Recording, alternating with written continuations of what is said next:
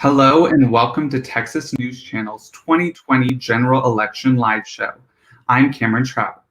Tonight we will be live for 3 hours covering all of the most important races, including the historic presidential election. This is the first time of many election updates for tonight, where we will show you what the makeup of Congress looks like and how the two presidential candidates are doing. Getting right into it, we currently have 35 Democrat senators and 30 Republican senators that are not up for election, which means that 35 Senate seats are up for grabs tonight as both parties fight to reach a majority of 51 seats. There are no House seats decided quite yet, but we will update you as those come in. As for the presidential race, ballots are just starting to be reported over on the East Coast, so we'll be back with early results very soon. Jumping right into some key races, we have Stephanie Molina and Mason Farrell here to give us a brief glimpse. Stephanie? Hi, everyone. For the state of Montana, Steve Bullock running for Democrat. And for Republican, we have Steve Daines, who is in. And this state is usually a split state. It doesn't fall with red or blue. But for the 2016 election, Trump won with 50.6%. Hillary Clinton only 35.4%. So we could say that it's mostly a red state for now. But with the polls, 48% favored Steve Bullock and 47% favored Steve Daines, and 5% are divided. The top three issues right now is veterans, healthcare, and agriculture. Steve Bullock has sworn oath to protect and defend our nation, and he thinks that veterans having the care they deserve. And Steve Daines, as a son of the United States mayor, he's promised to honor all the veterans. This state has a vote cast of 17,041. For my first, TJ Cox and David Vallado, who they are the two candidates for the California. Cox is the incumbent, but what's interesting about this race is Vallado was the district representative from 2013 to 2019. But in the 2018 election cycle, Cox beat Vallado 50.4% to 49.6%. So with this being such a tight race in the past, let me tell you a little bit about their main issues. Cox's top two issues are COVID-19 and healthcare. Saying on his website, one of my top priorities here in Congress is to ensure everyone has access to quality, affordable healthcare and fight to protect that access by stabilizing the Affordable Care Act. For Vallado, agriculture and veterans are his top issues, saying, as a dairy farmer, he understands the challenges that farmers and ranchers face as a part of California's competitive agriculture industry. However, both candidates do prioritize clean drinking water for this area, so this is an issue that they can agree on. But Stephanie, what is the other important race that you wanted to talk about? The next important is the one for the U.S. Senate. We have Cal Cunningham running for Democrat and Tom Tillis, who is the incumbent for Republican. This state is also a swing state for just because Trump won 48% and had 46.2% of the votes. The issues for this state: healthcare, education, and climate change. How will any effort in Washington to cut Medicare benefits, and he will stand up for politicians and interests that want to repeal the Affordable Care Act. For Tom, he is passing bipartisan that directly combat North Carolina's opioid addiction crisis, giving resources to local communities, families, and law enforcement. The turnout was 4,550,963. So this state has big importance in this race. Absolutely. Well, I'll bring my next race back to Texas. So we have Wendy Davis and Chip Roy, who are running for Texas House District 21. Roy is the incumbent in a district that is traditionally red, and Republicans have held the seat for 40 years. And in 2016, Trump also won this district. Roy's top issues are stand up for America, stand with law enforcement, and secure the border. Roy says on his campaign page that he is proud to stand with law enforcement and he will fight to ensure they have the resources they need to do their jobs. Davis's top issues are healthcare, education, and retirement. And she says, I'm running for Congress because I believe that we need representation in Washington that will listen to us and work every day to ensure that every person in America has healthcare. What's interesting about this race comes from the funds. Davis raised almost double of Roy's campaign fund, which is about $8.1 million, and the last $3.4 million have come in the last quarter. So this is definitely a race we should pay attention to. Back to you, Cam. Well, those do sound like very interesting races, especially I know a lot of people are looking at that Davis and Roy race because it's so close to home. So obviously, after a whole election cycle, there's no doubt that we've all been just completely bombarded with concepts and terms that are really rarely explained outside of maybe like a U.S. government class in high school. So before we get into the thick of our election coverage, we will take a couple of minutes out to explain one of the most important concepts for presidential elections, the Electoral College. Take a look. The Electoral College is an institution that is as controversial as it is old. The Electoral College was created alongside the nation by the Founding Fathers. How it works is that the individual states appoint a set number of electors based on their populations before elections. These electors will then submit votes for a candidate which is mostly dependent upon who the citizens they represent voted for. In order to win the presidency, a candidate needs to receive at least 270 of 538 total electoral votes. The majority of states have changed how elector voting operates to winner-take-all systems, which will be explained later in the show. This system was originally a compromise between those wanting a popular vote for president and those wanting Congress to vote.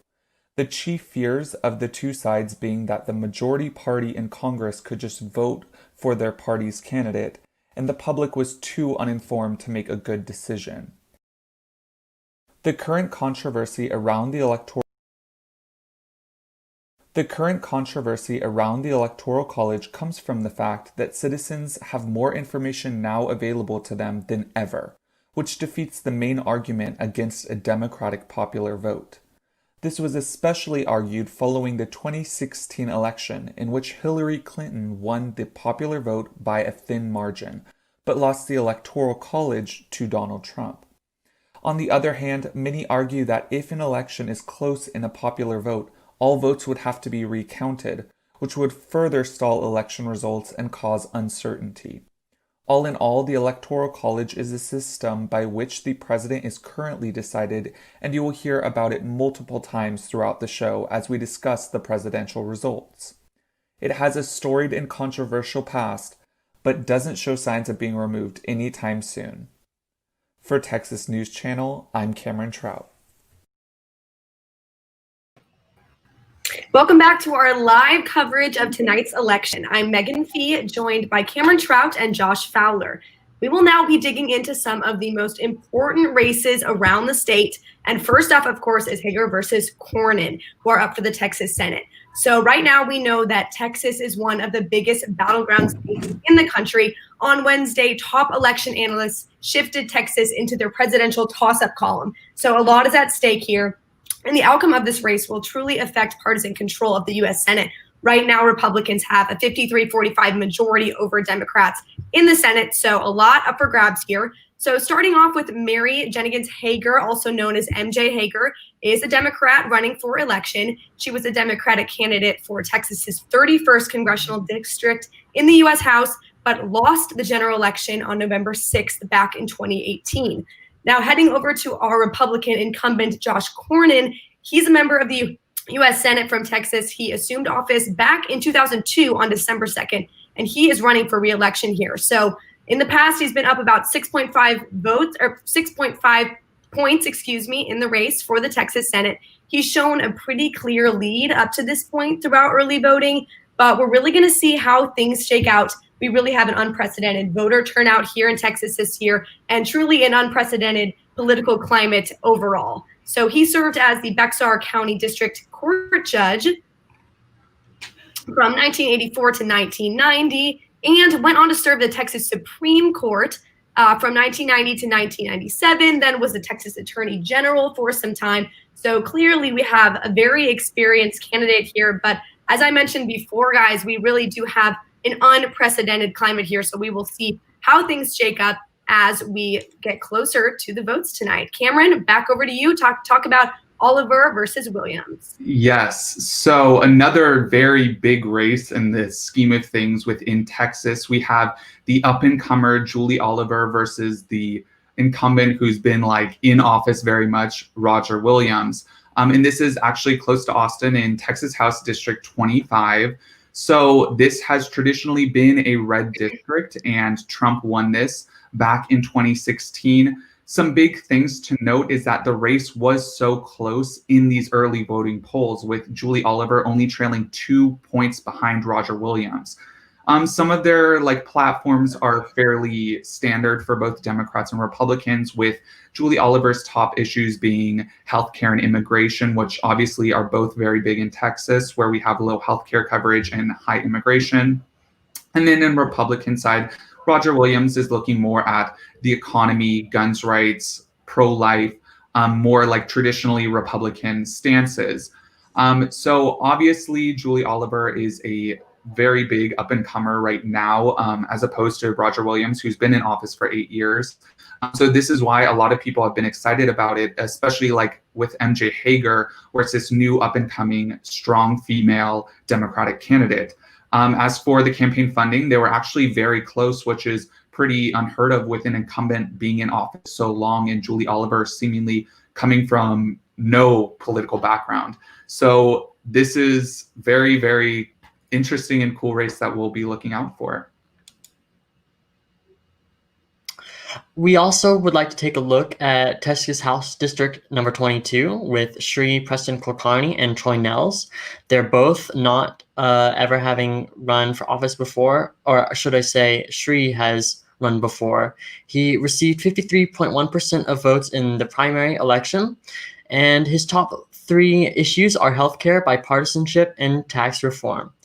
He believes that pre-existing conditions should be covered and that health insurance should be provided to all individuals, and he believes that the biggest challenge facing the country is hyper-partisanship, and that he would work with both members of both political parties to address issues like the coronavirus, as is much needed right now.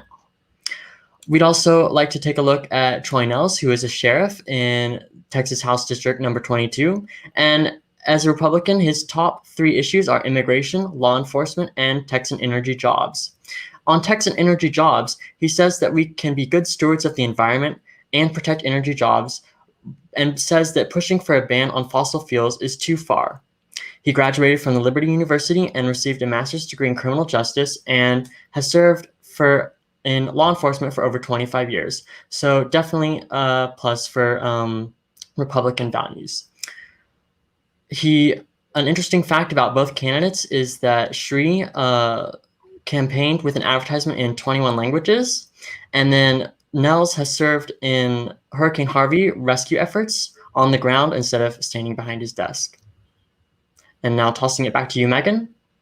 Thank you so much, Josh. So now we're going to move on to U.S. House District 3 race, which is Cycli versus Taylor. Now, Texas House District 3 is traditionally red. It's located right above Dallas. It's including McKinney, Plano, Frisco, other parts of Dallas. It's a wealthy suburban district. And we also do have a growing share of Asian Americans and Latinx residents. So it's a very highly educated congressional district here. So moving into our first candidate here, Lulu Cycli, Democrat.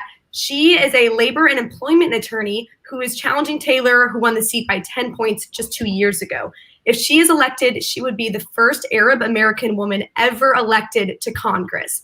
Now, for her stances for gun rights, she wants to pass universal background checks. They must pass common sense gun law checks in her eyes. Now, for abortion, she believes that women have the right to their own healthcare decisions. And in terms of immigration, she's looking to pass the DREAM Act. She's super passionate about immigration reform and welcoming refugees into communities. Now heading over to our incumbent, Van Taylor, who's a Republican. He's running for his second term in a seat that has been held by Republicans for quite some time. He's a former state senator and state representative in the Texas state legislature. He's a businessman and Marine veteran who served as a state senator before. So we've got a lot of experience coming from Van Taylor. His stances are that he opposes gun control. He voted no on background checks for every firearm sale. He's pro-life and has voiced that faith is very important to him. He voted against a bill that protects pregnant women's rights in the workplace.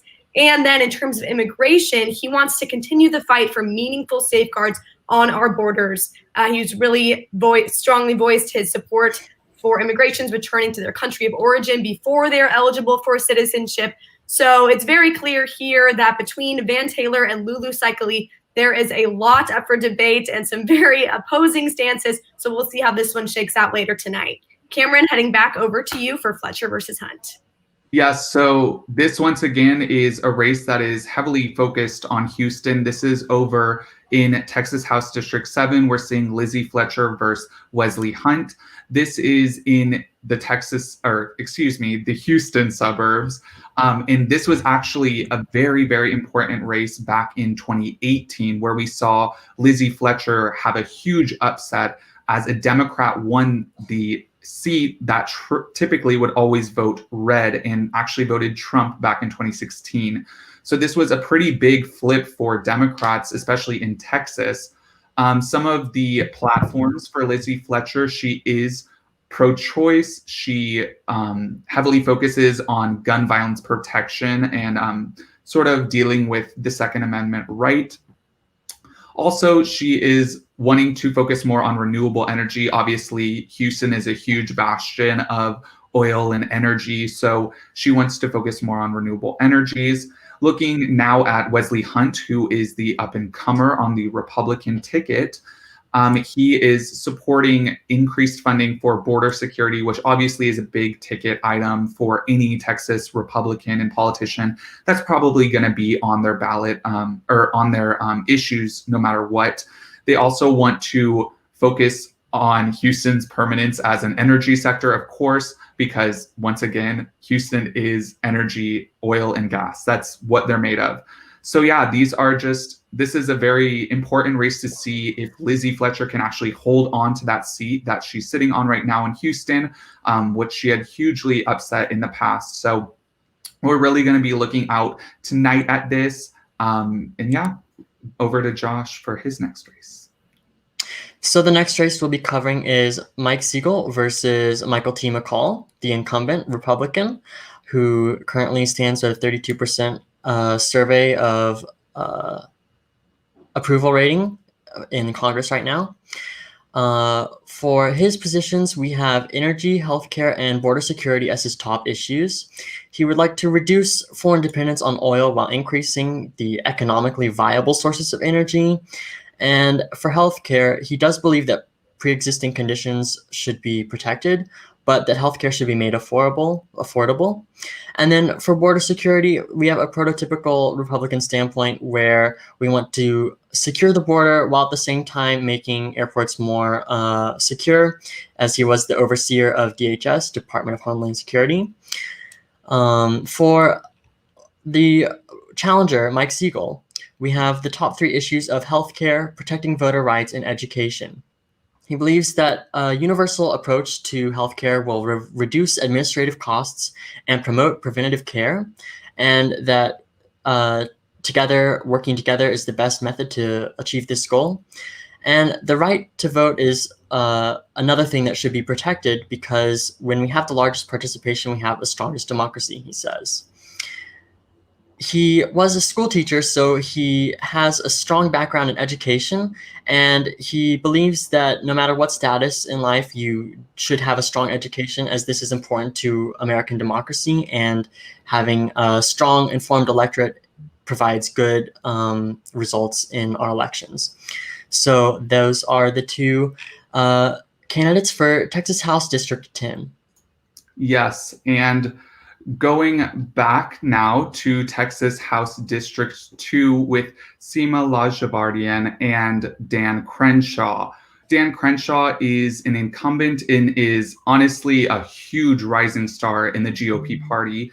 We've seen a lot of people rally around him as a potential leader going into the future. He's still super young in his political career. He comes from a military background and obviously, famously, has lost his eye in combat. So that is sort of his symbol. Like you'll see it everywhere, that eye patch.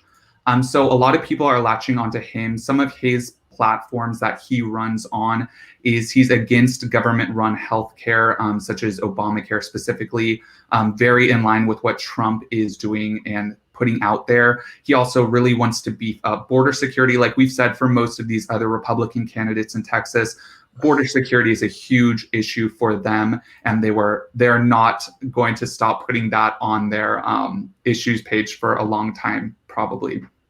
He also heavily supports the right to bear arms and the Second Amendment, obviously coming from that militaristic background that's somewhat expected, and he has experience on the issue. Also, on the side of Miss Lajabardian, she is having a fairly slim chance of winning. She likely will not win to Dan Crenshaw. We really wanted to focus on this race just to show how much more support Dan Crenshaw can get this race. As for her platform, though, she does want to oppose what Crenshaw is saying with wanting to expand Affordable Care Act. She wants to ban semi-automatic weapons and wants to buff immigration reform. So once again, you're just seeing her platform mirroring Dan Crenshaw's on the opposite side.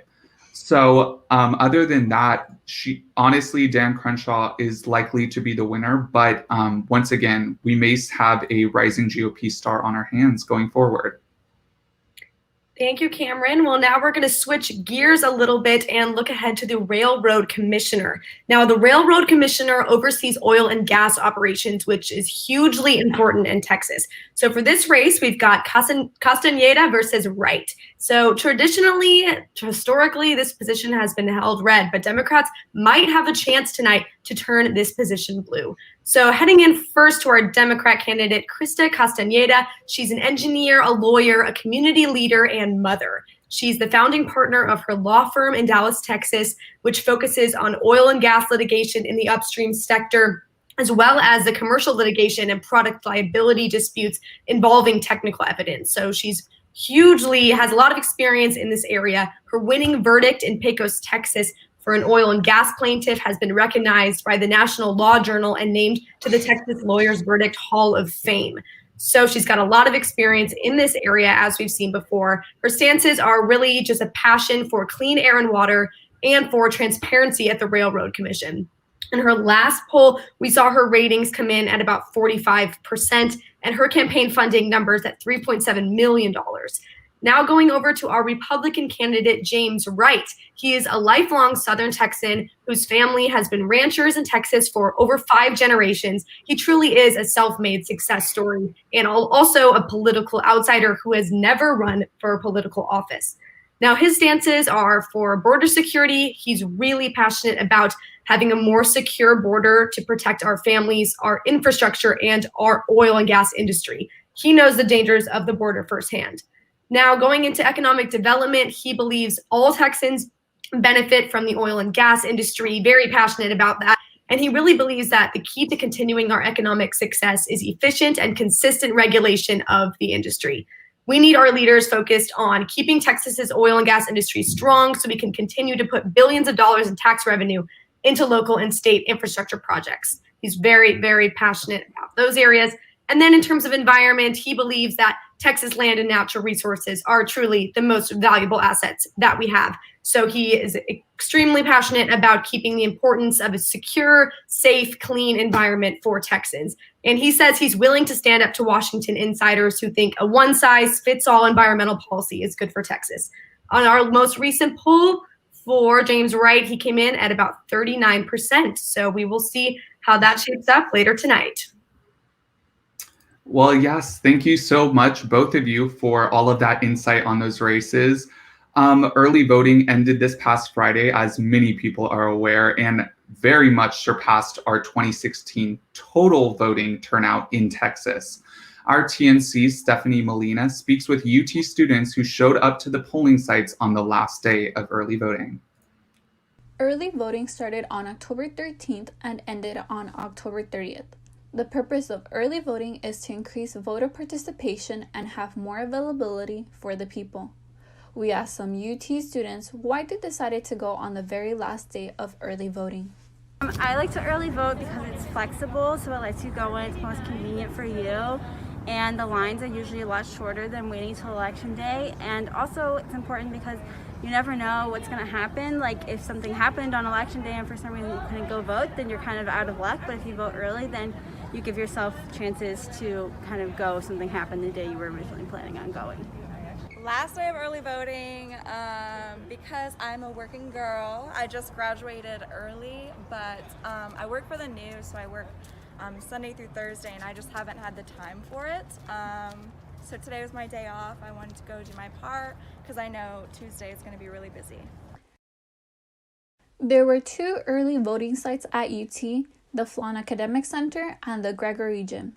There was no line outside of the buildings like on usual election day. And so actually it was less of a line than when I voted at this very same center 4 years ago, my freshman year. Just walked in, it was in and out. I'm really happy, I'm pleased because I left my home for this. It's definitely great that we have 2 polling locations on campus now. We used to only have 1, and that was hard because so many students were voting in one place and the lines were really long, so it definitely helped to shorten the wait times with 2 polling places. Regardless of everyone's busy schedule, UT students made sure to cast their vote during early voting and make their voices heard in case they were not able to vote on election day. I'm voting for me and for the generations that follow me. I am excited about being able to make my voice heard and having the opportunity to change our country for the better. Stephanie Molina, Texas News Channel. Welcome back to our second election update. I'm Mercedes Gonzalez, and I'm joined by Erica Skies.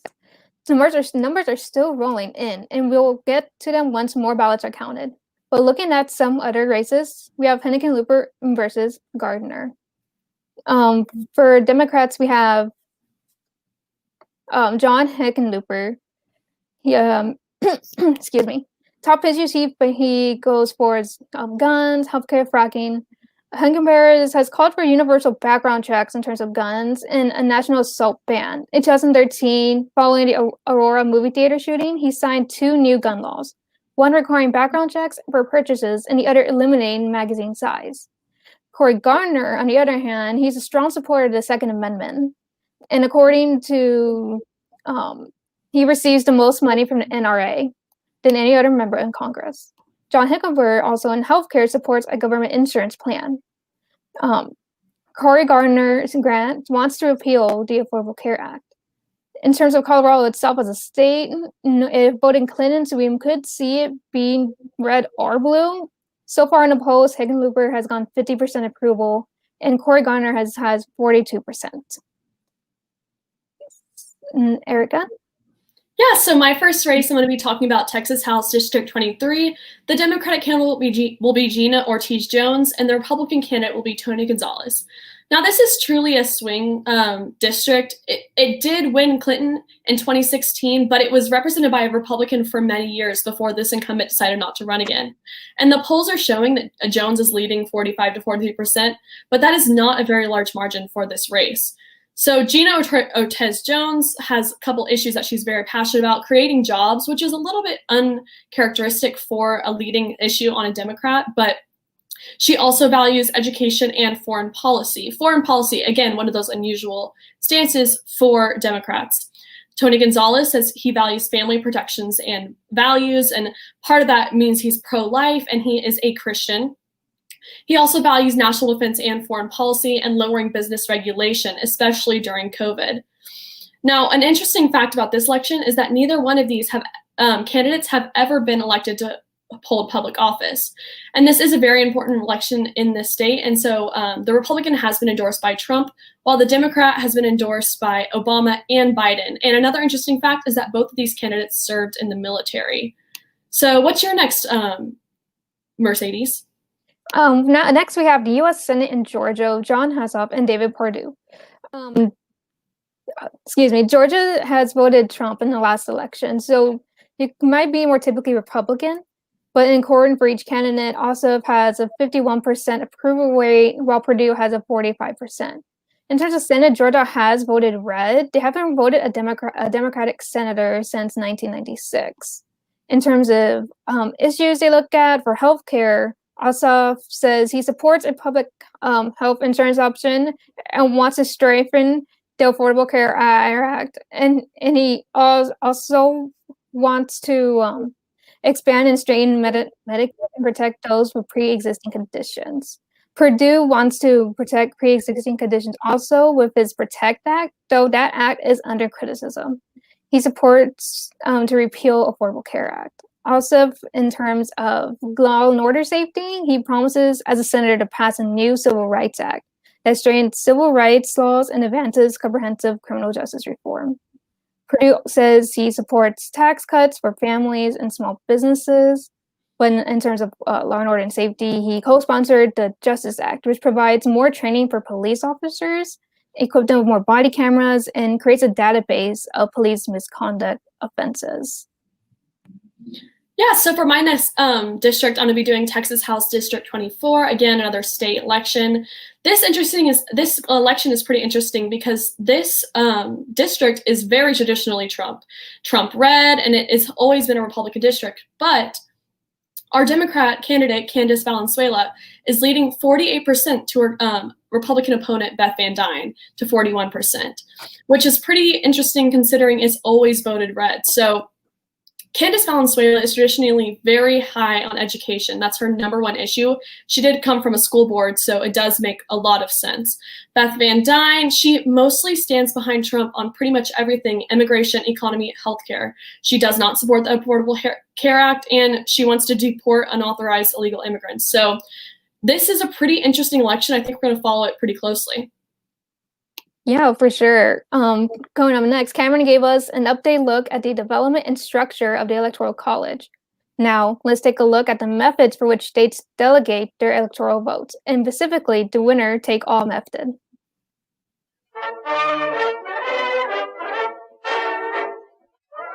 The Constitution of the United States built an election framework based on an electoral college where states choose electoral votes based off of their voting results. There are two different ways a state could select electoral votes, but the most popular way is the winner-take-all method. In this method, all of the electoral votes allocated to the state would go to the candidate who won the popular vote in that state. This system became popular in the 1824 election between John Quincy Adams and Andrew Jackson. States choose to use this method to maximize support for their preferred candidate. This was also a time when many people did not have voting rights at all. As you can see, this is how Donald Trump secured a win in 2016. In current elections, all but 2 states use this method for the presidential election. Some people view this method as problematic, considering the electoral votes are not allocated proportionally, and therefore they are not representing all the different people in the state. There has been calls to reform the way in which states distribute electoral votes for decades. The 2 states that differ from winner-takes-all, Maine and Nebraska, use a method called the Congressional District Popular Method. In this system, there are 2 electoral votes allocated to the popular vote winner in the state, and then the rest of the votes are decided based on the results of each congressional district. As you can see by the lighter shaded states, this method offers a more representative view of the U.S. Nebraska and Maine have seen votes split and cast more representatively while using this strategy. This is what the 2016 election would have looked like if all states used this strategy. Another possible method for casting electoral votes is the popular vote by state. In this system, all of the state's electoral votes would be decided based on percentage of the popular vote earned. For example, in a close election, each candidate would get roughly half of the Electoral College votes for that state. This is by far the most representative system, as you can see by the light colors all over the map. The 2016 election would have been astoundingly close if all states adopted this method. These new distribution techniques could also make way for a growing third party in our country, such as the Green Party or the Libertarian Party. While some favor older styles and some hope for new changes, it is important for our citizens and our government to appreciate the value of a true representative democracy.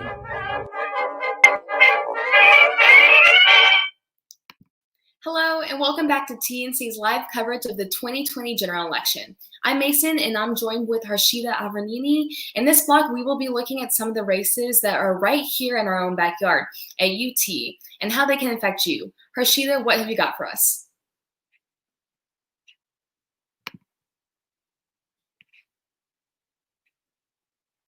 Harshita, I think you're muted.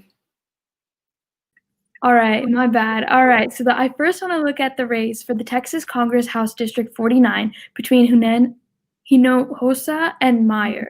So for this one, this House district is usually blue, and so Gina Hinojosa is the incumbent for this district, and she is winning by a lot. Her top three issues are education and trying to get public universities to have the same right as private universities to opt out of campus carry for gun control.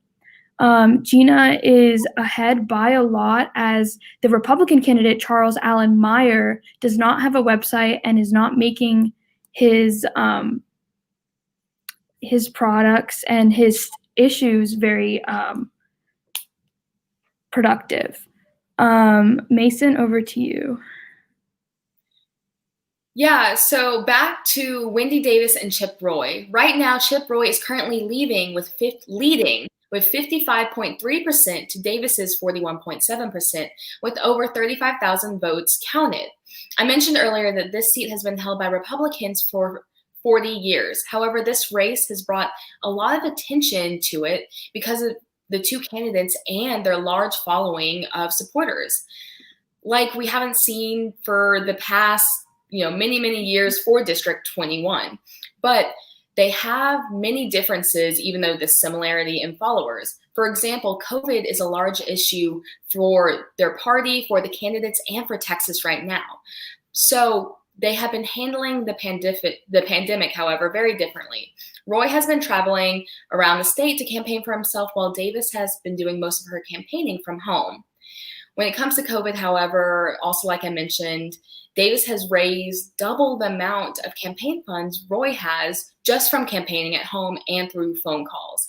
And she has been using that money to make TV ads criticizing Roy's handling of the pandemic in Texas.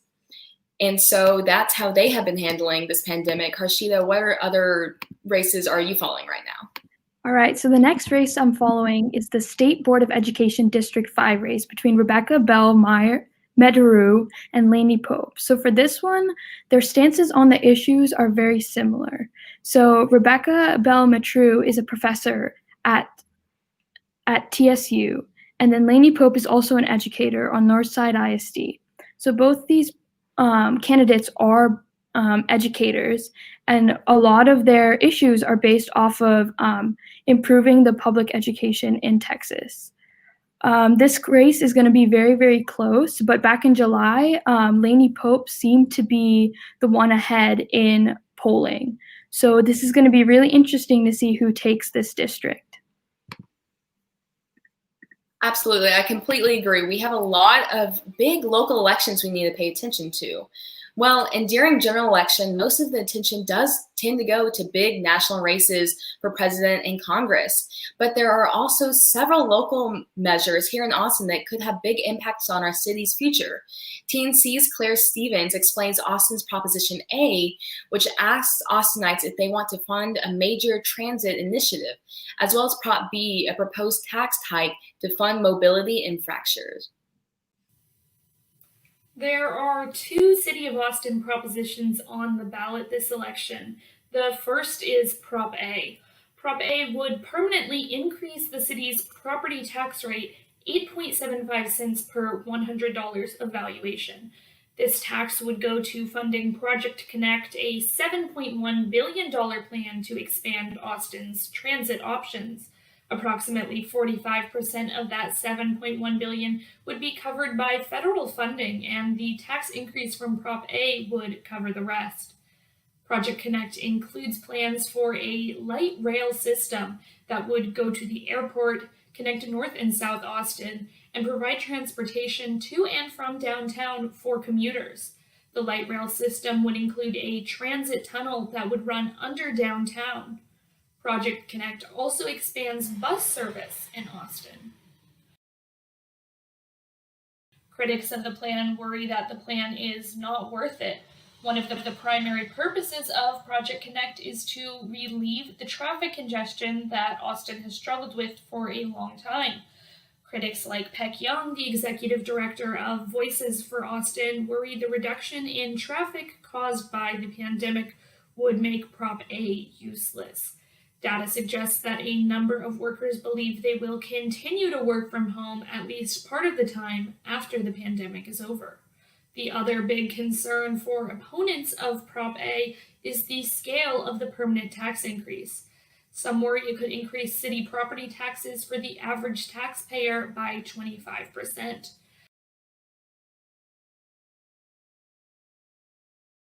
Mayor Steve Adler supports Prop A and says the claim that average property taxes would increase 25% is false. The city says the average increase of total tax bill would be about 4%. Adler also pointed to data that shows Austin's traffic is already back to 80% of its pre-pandemic level. Supporters of the proposition also point to the positive environmental impacts of public transportation, citing the threat of climate change as a crucial reason that Prop A is needed. Whether or not the Prop A passes will have a huge impact on the future of Austin and its transit systems moving forward. I'm Claire Stevens, Texas News Channel. Mayor Steve Adler supports Prop A and says the claim that average property Proposition B is the second of two City of Austin propositions on the ballot. Like Prop A, Prop B is about transportation funding. Specifically, Prop B would approve $460 million of taxpayer money to go to transportation infrastructure. $80 million of that would go to sidewalk repair and creation. An additional $80 million would go to urban trails. $53 million would go to improving substandard streets. Additional funds would go to maintaining bikeways, safe routes to school, and the local transportation enhancement program. The remaining $102 million would go to other major capital improvements. Prop B is in some ways overshadowed by Prop A's $7.1 billion Project Connect, which makes Prop B's $460 million look modest by comparison. Prop B would mean an increase in Austin's property tax rate of 2 cents to be phased in over time. This has been a look at what's on your ballot. I'm Claire Stevens, Texas News Channel. Hi, well, welcome back to TNC. I'm Joseph Stewart, and I'm joined by Cameron Troughton and Dre Muniz. In our last of major information sections, before we get into results, we'll be looking at some races from around the nation that have the most eyes on them. Starting the discussion off, I want to bring up the fight for Florida's House U.S. District 26 between Debbie Mucarsel-Powell and Carlos Jimenez. So, guys, Florida House District 26, it was won by Clinton back in 2016. It's been traditionally blue over the past few election cycles, and currently recent polls are saying it's leaning Democratic right now. Going into our candidates here, Debbie Mucarsel-Powell is the incumbent. She's the Democrat. Her top three issues are healthcare, economy, and education. She's running against the Republican Carlos Jimenez. His top three issues are the economy, public safety, and transportation. Going back over here to Mucarsel-Powell, when it comes to healthcare, she spent a lot of her career working to expand healthcare. In Congress, she was steadfast in trying to protect people with pre-existing conditions, to lower prescription drug costs, and to secure Medicare for Florida seniors. When it comes to the economy, she believes that hardworking people, they deserve a living wage, and that families deserve a tax system that doesn't just support wealthy Americans, but a tax system that, is for everybody. And then when it comes to education, she believes that every single child should have the opportunity to reach his or her highest potential. She thinks the best way to do this is by investing in a public education system that gives every child a quality K-12 education. Also, she thinks the college needs to be more affordable, and she even wants to find a way to start debt-free community college as well. Going to Carlos Jimenez here, with his top issue being the economy, He's committed to enhancing the quality of life for all Miami-Dade residents. A big keynote of like his term as president of Miami. I mean, not president, of mayor of Miami, has been that he made one of the major tax breaks that the county has ever seen. When it comes to public safety, he's championed himself on the police system. He implemented a system that led for 1,000 police body cams and helped secure $1 million in the federal grant to like help launch the camera program there in the county. When it comes to transportation, he's committed to continue to provide residents and visitors with a clean, safe, and reliable and accessible source of transportation. And when it comes to their individual campaigns, Mukasel Powell, she's gained about $6.2 million, but the campaign has spent $5.7 million. And Jimenez, he brought in $1.9 million, but they've spent $1.7 million. So yeah, I'm gonna go ahead and I'm gonna throw it to you now, Cameron. Yeah, so I'm actually going to take a step back to the Senate instead of the U.S. House, looking at the Alabama U.S. Senate race between Doug Jones, who is the incumbent, and Tommy Tuberville. So this is actually, in my opinion, one of the most enigmatic races. We are seeing an incumbent who is a Democrat in a traditionally red state that was won by Trump in 2016. Jones, who is the Democratic candidate, also has a reasonably good and high approval rating. However, we're seeing Tommy Tuberville actually lead in these early voting polls with 54% of the vote compared to 46% with Doug Jones. Tommy Tuberville is one, interestingly, has no political experience and is actually the former football coach of Alabama University. So that is, you can take what you will from that, but that's his claim to experience, is the leadership skills that were derived from that.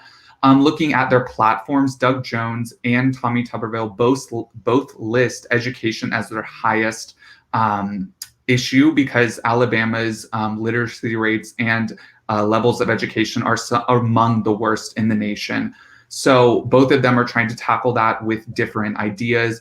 Doug Jones' idea of education is pumping more federal money and funding into these typically state-funded schools. And then Tommy Tuberville's is bolstering school choice and charter schools. As for some of the other issues on their campaigns, Doug Jones is focusing more on healthcare and jobs and livable wages, especially since COVID. That is going to be a big topic that we see among a lot of these senators and representatives. As for Tommy Tuberville, his platform is rounded out by focusing on taxes, which obviously is a big part of Republicans' platforms, are cutting taxes, and he wants to follow Trump's tax cuts even more so, and then increasing veteran protections and trying to get them more job trainings and trying to get them more opportunities for jobs instead of just the whole population, focusing on that small sector. So yeah, that is I feel like a very fluid race that we're seeing. It'll likely go over to Tommy Tuberville, but even then I feel like it's really important to look at it and be like, well, how did a Democrat in the first place win a seat in Alabama, a very, very red state? So over to you, Andrea, for your first race. Cool. Well, I'm looking at the races, the race for the Nebraska House District 2 between Kara Eastman and Don Bacon, who is the incumbent for this race. This is going to be an interesting race because Nebraska's traditionally a red state, but there was a poll done by the University of Nevada, Las Vegas Lee Business School, where they asked 191 likely voters who they were voting for, what side they were on, and 46%, went for Eastman and 45 for Bacon. So Eastman is up by like a little bit. So I don't even know that we can really look at that as who's gonna win. But going on to their issues, Kara Eastman, her priorities are healthcare, jobs, and the economy, and immigration. She is a social worker, so she really puts priority in healthcare and immigration as she works with people on the daily. And in contrast, Don Bacon his priorities stand in agriculture, jobs in the economy, and the budget. So they both are looking at jobs in the economy as some of their key issues. So we'll just have to see how Nebraska voters vote. It is a traditionally red state, as I said before. So this one we'll see at the end of the night. On to you, Joseph. Yeah, well, I'm going to go ahead here and I'm going to kick it on back to the East Coast here with New York House District 22, this race. This race is between incumbent Anthony Brandisi and Claudia Tenney, who's going to be the Republican running in this race. So a little bit about this district. Trump actually won it back in 2016. It's been red for about the past 2 election cycles, I believe. I know it was red in the last one because Trump won it. But currently, right now, it's leaning or tilting Democratic. So Brandisi is probably going to win this one, possibly. A little bit about Brandisi here. His main issues, well, he prides himself on working across the aisle to deliver results. He usually, when he introduces legislation, he always has Republican co-sponsors. So he really prides himself on kind of getting out of that only for my party focus and being able to work with others to really create legislation that is beneficial to all. He really wants to deliver big for farmers and agricultural communities.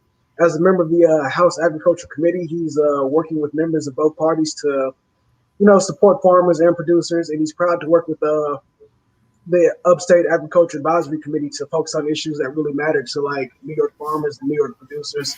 People who are really crucial to the agriculture world in the state of New York. Also, another big issue, another big hot topic issue of his is pharmaceuticals or pharmaceutical companies. He wants to find a way to cut the rising cost of prescription drugs, and he just wants to crack down on the big drug companies who stop generic drugs from coming to the market. So so people actually have access to lower price prescription drugs. Now moving over to his opponent, Claudia Tenney. Her big issues are China, jobs in the economy, and veterans. So when it comes to China, while many in Congress were just getting up to speed on the threat China poses to America, Claudia Tenney for years, she's considered herself a leader, trying to fight against Chinese theft of American intellectual property, and just breaking the grip that some consider China to have on the American financial system. When it comes to jobs and economy, she thinks there's a need to protect and grow jobs in New York more now than ever. She's been very big on stopping job killing legislation, so that way people don't lose jobs, and that way the state of New York has more jobs. And then for veterans, which is our other big hot topic issue, she's actually the mom of a Marine, and she's a strong advocate for veterans who risk everything to go over and protect us in the fight for us and the fight for our freedoms. So she's working on, legislation that helps benefit both active duty and people and veterans who've already retired. When it comes to their campaign funding and how the races have gone, Brandisi brought in $5.4 million. He spent $4.8 million. Tenney has brought in $2.1 million and spent about $1.8 million. And yeah, that's pretty much that race. So I'm gonna go ahead and kick it back to you, Cameron. Yes, so going back from the U.S. House to the U.S. Senate, I once again have, in my opinion, one of the most interesting races or candidates of any of the bunches we have. So it is in U.S. Senate seat for Arizona. Currently, it is held by Martha McSally, who is on the Republican ticket right now. And the Democrat who is opposing her is Mark Kelly, who you may know from being an astronaut. I mean, to me, that is insane that we have an astronaut running for office right now in such a big seat as a Senate seat. Some big things to note. Yes, McSally is the incumbent, and Arizona is traditionally red and voted Trump in 2016. However, it's looking like it'll go to Mark Kelly. He currently, or at least in early voting polls, had 54% of the vote compared to 46% for Martha McSally. Another interesting point, Martha McSally lost her election in 2016, or 2018, excuse me. She actually lost to the Democrat candidate. However, the Democrat candidate ceded her seat to Martha McSally. So she may be, well, she is up for election, and she likely is looking like she will lose that seat. Some quick facts about their platforms. I don't want to get too deep into it. Obviously, it's in Arizona, so Martha McSally is heavily focused on defense and military, border control. These are typical Republican stances for the South, especially. And she's really focused on COVID relief because Arizona actually was hit pretty hard through COVID. As for Mark Kelly, his primary focus is on healthcare. Obviously, that's going to be on a lot of people's plates, especially since COVID. They're going to want to try, the Democrats especially are going to want to try and expand Obamacare, expand that existing healthcare system. He's also super involved with veterans and getting them more opportunities, as well as trying to grow jobs overall and not just pump stimulus into the economy to grow like the packages at the top of these corporate executive boards, but more so get these like entry-level jobs out there. So yeah, I personally feel like this is just such a dynamic race, and both candidates have such interesting backstories. So I'm very enthralled. I'm very excited to look forward to that. And passing it over to you, Andrea. Wow, that race was really interesting. But going on to the California House District 25, it's a race against Christy Smith and Mike Garcia. So the California District 25 usually votes red. Mike Garcia is the incumbent, but so we're probably looking at a win for him this time around. But on their issues, Christy Smith, her priorities lie in improving public education, lowering taxes for California families, and ending corruption in Washington. Similarly, Mike Garcia does want better education and a better economy, and he has listed on his site Congress. Couldn't really find too much information about that. But so on to their campaign funding. If campaign funding is any indicator of where the race is going, Smith did raise significantly less than Garcia with $5.1 million versus Garcia, who had $8.3 million raised, which is significantly more. But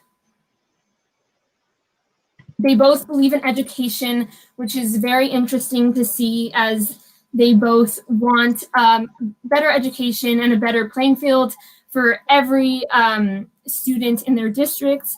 And yeah, it's most likely going to go to Garcia because he is the incumbent and he has been in office since 2017. So we'll just see how this one goes by the end of the night. Next, Joseph? Yeah, definitely. So now we're going to take a journey over to the Midwestern state of Michigan. There we go. So this is a Senate race. The incumbent here is Democrat Gary Peters, who is running against Republican John James. So a little bit about Michigan here. Clinton won back in 2016. Michigan is traditionally blue. And right now, the polls are currently showing that Peters is leading. I'll give you a real quick rundown on what the top issues are real quick. So for Gary Peters, the incumbent again, his top issues are jobs, manufacturing, and education and skill education. While John James's top issues, they're the American dream, education, and healthcare. So yeah, that's a little bit about them, but I'm gonna go ahead and I'm gonna kick it on over to you, Cam. Yes, so my last candidate that I'll be talking as far as national, like out of Texas campaigns is going to go is the U.S. Senate seat for Maine. Currently, the candidates are Sarah Gideon for the Democrat side and Susan Collins for the Republican side. Susan Collins is the incumbent. However, she has seen some of the largest backlash in her state. A lot of Maineards, I don't know the word, but Maine citizens have a very low approval rating of her. And Sarah Gideon, by contrast, is just flourishing. She's flourishing in the polls, so we probably predict that she'll come out on top. Maine is also just typically blue. It voted Clinton in 2016, so it'll probably be a reversal in this case in favor of the Democrats. Just a quick rundown of their platforms. Sarah Gideon has a pretty prototypical Democrat platform with an emphasis on healthcare, the environment, and actually increasing taxes on the rich or higher socioeconomic position people. As for Susan Collins, it's also just a very prototypical Republican platform with defense spending being high, boosting veterans and job opportunities and care offered to them, and then actually boosting education. This is a pretty interesting one to be on a Republican ticket so high, or on a Republican platform, I should say. It is just due to her background in education and trying to build up education reform. So that is where that is born out of. And I'm going to pass it over on to Andrea. Right. So I'm looking at the Minnesota House District race with Colin Peterson versus Fishbach. I believe her first name is Michelle. I'm sorry. Michelle Fishbach. And this is a traditionally red district. However, Minnesota is blue. And so Trump did win in this district in 2016, but Fishbach is prioritizing healthcare, agriculture, and veterans affairs, while Fishbach is her issues stand with the Second Amendment, abortion, and securing the border. And just to mention, Colin Peterson is the incumbent in this state. So with healthcare, Colin Peterson supports the Affordable Care Act, and he has taken a leading role in Congress in promoting biofuels as a homegrown way for America to meet its growing energy needs. And Fishbach is, of course, defending the right to bear arms and abortion and securing the border. So it's going to be very interesting to see how this race plays out, because Colin Peterson is the Democrat, and the district is typically red. So how this plays out is anyone's game. It kind of just depends where everyone is feeling on what side of the issues people really feel for in this time. So yeah, moving on to Joseph. Yeah, well, we know that was a lot of information, but make sure to stick around for the results on all these races coming up later on the show. This election season, people, including the president, have brought up the concern of fraud influencing the results of voting. But what is voter fraud? And what is electoral fraud? What is electoral fraud? Reporter Josh Fowler takes a look at these answers. We believe in the sacred principle of one person, one vote, and that's why we are fighting for the integrity of our elections. Warnings of voter fraud have become common in President Trump's speeches at rallies. But who is committing voter fraud, and how? According to documents obtained by KXAN, voter fraud can take many forms, including people possessing multiple ballots, filling out the ballots of deceased relatives, harvesting ballots, and incorrectly filling out voter registration information. Since 2004, 150 people have been charged in Texas, resulting in calls from Governor Abbott to put an end to voter fraud.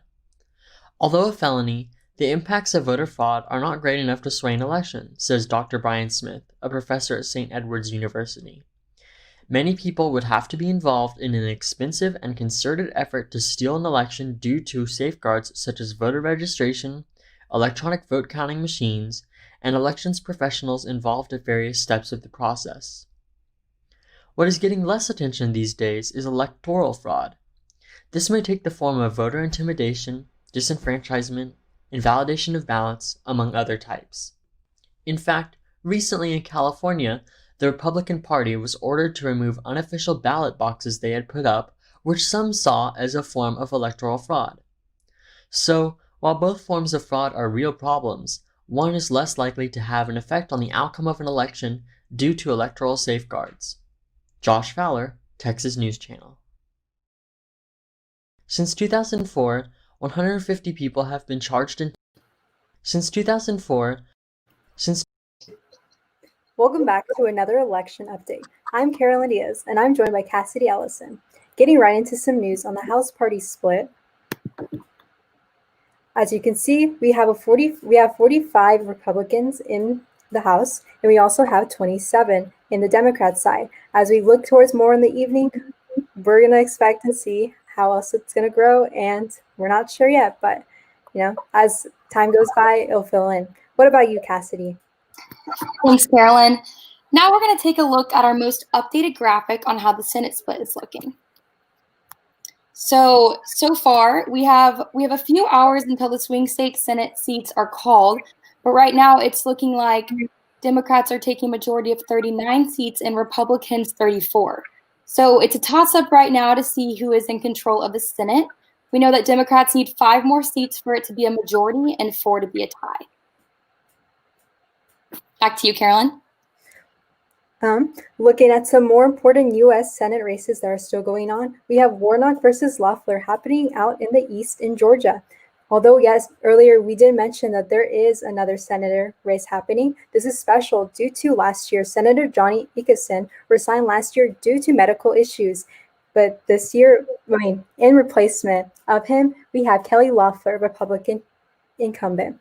Against her is Democrat candidate Raphael Warnock.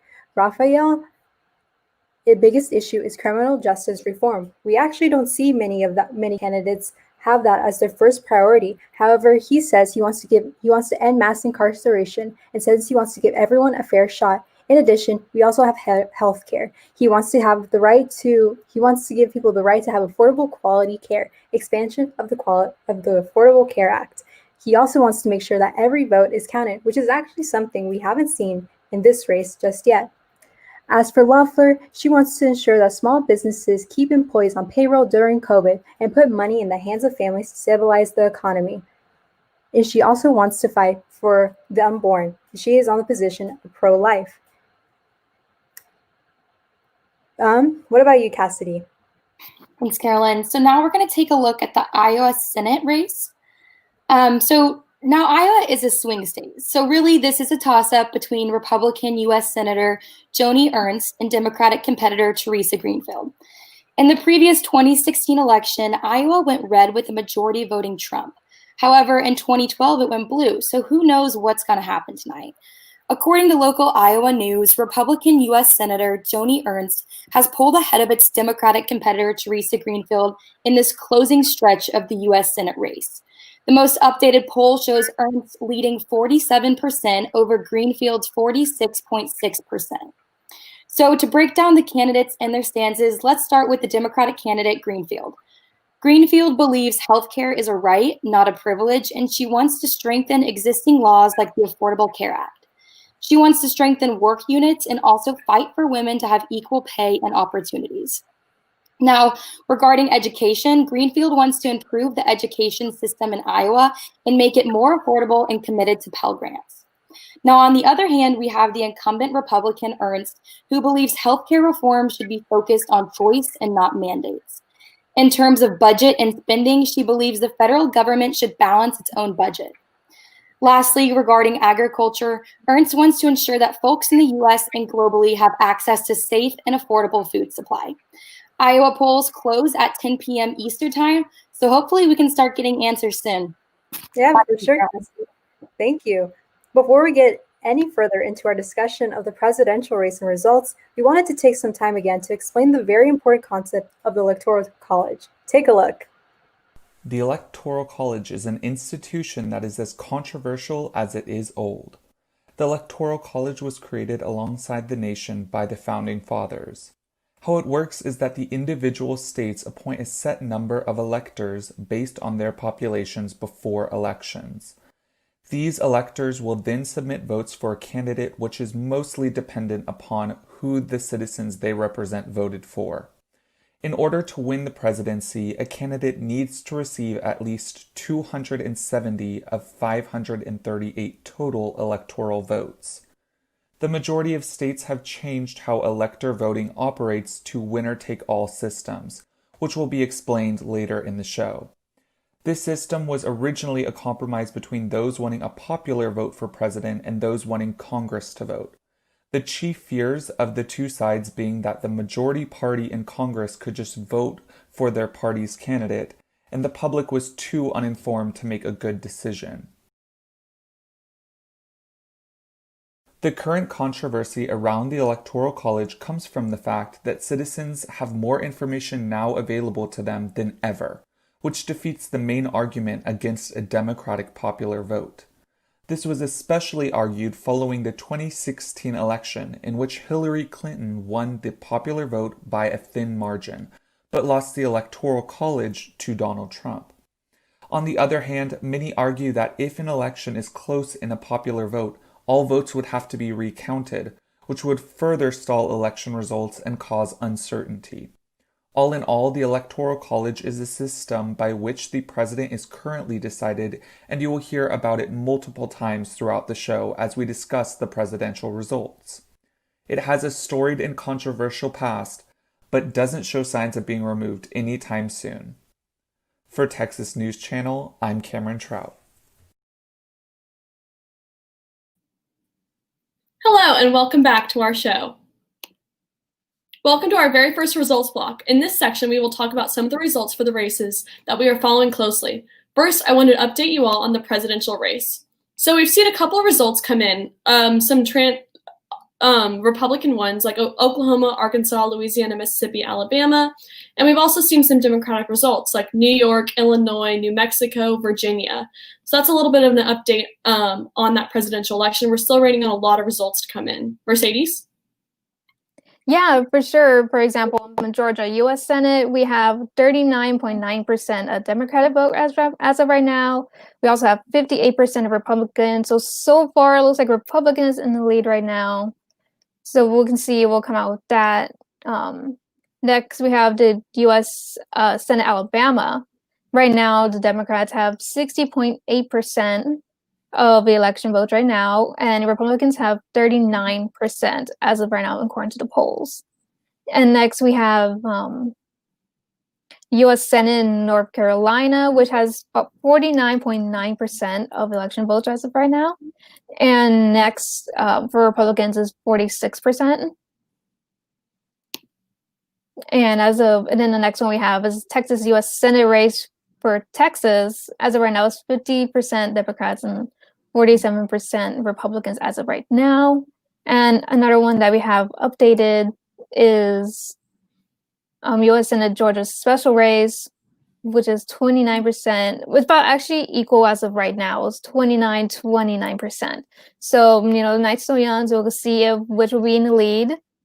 And that's all I have for right now. Erica? Was there some updates on a Virginia race? I wasn't sure if we were seeing that. Oh, yes, I believe there was update on Virginia. We have 36% as of right now Democrats, and right now 63% of Republicans. I was also looking at some Texas races, for example, in U.S. House District 2 against Seema and Dan Crenshaw. We have about 85% of the votes in, and it looks like Dan, as we expected, was taking this race. Also in U.S. House District 3 against Lulu and Van Taylor, we have about 91% of the votes in, and it also looks like the Republican is winning for that district as well. I'm also looking at U.S. House District 24 with 84% of the votes in.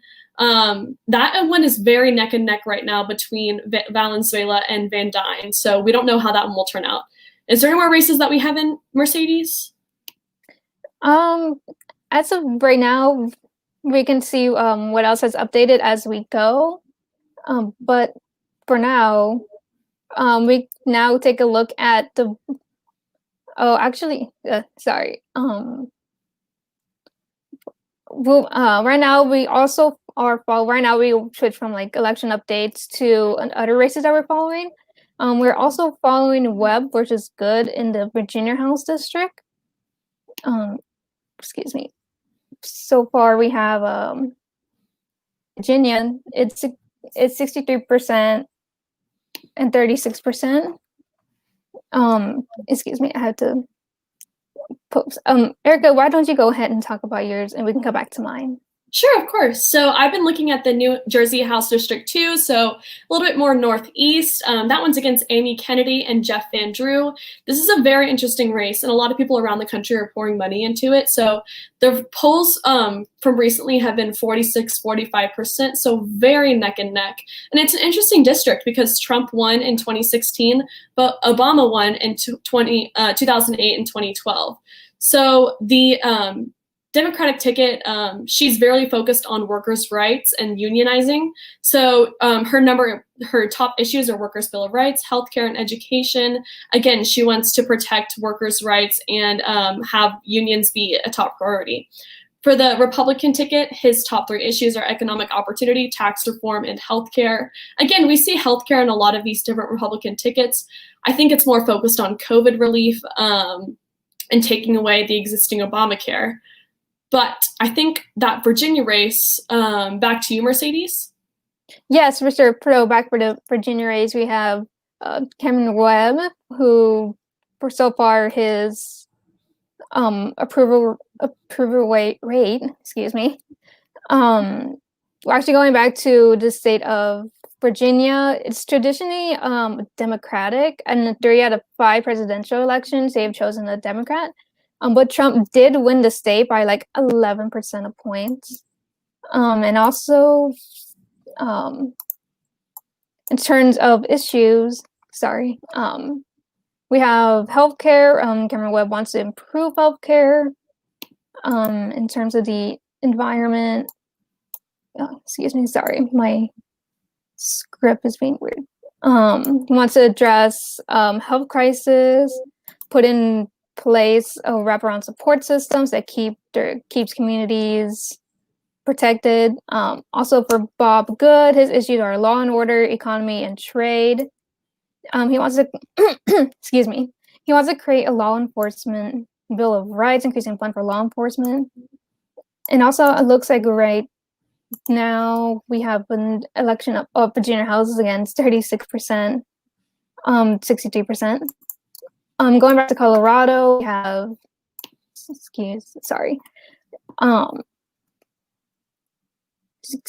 Bob Good again, immigration. He wants to protect American jobs for American workers. He's, according to him, by reform immigration.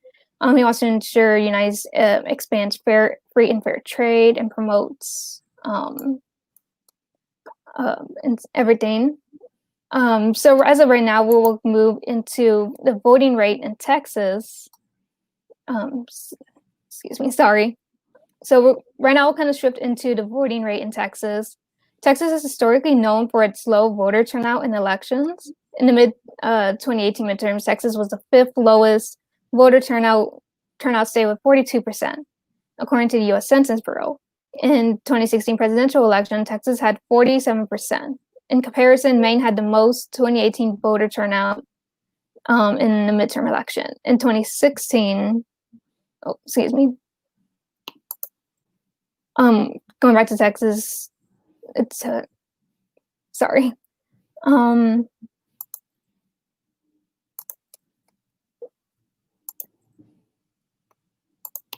Yeah, and I was actually looking at that Texas race. If we're looking at the results right now for the presidential election, it's exactly neck and neck, 49.3% for each, and we have 66% reporting numbers as of right now.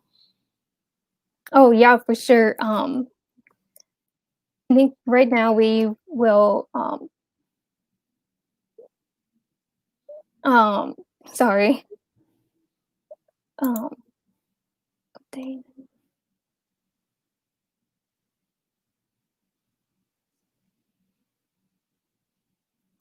sorry, I lost my place. Oh, also, Texas voter turnout is the fifth. In 2018 midterm, Texas was the fifth lowest voter turnout, with the state 42%. In the 2016 presidential election, Texas actually had 47% in comparison. It had 47%, sorry. In comparison, Maine had almost 2018 voter turnout with 64%. In 2016, in Maine actually had 71% voter turnout.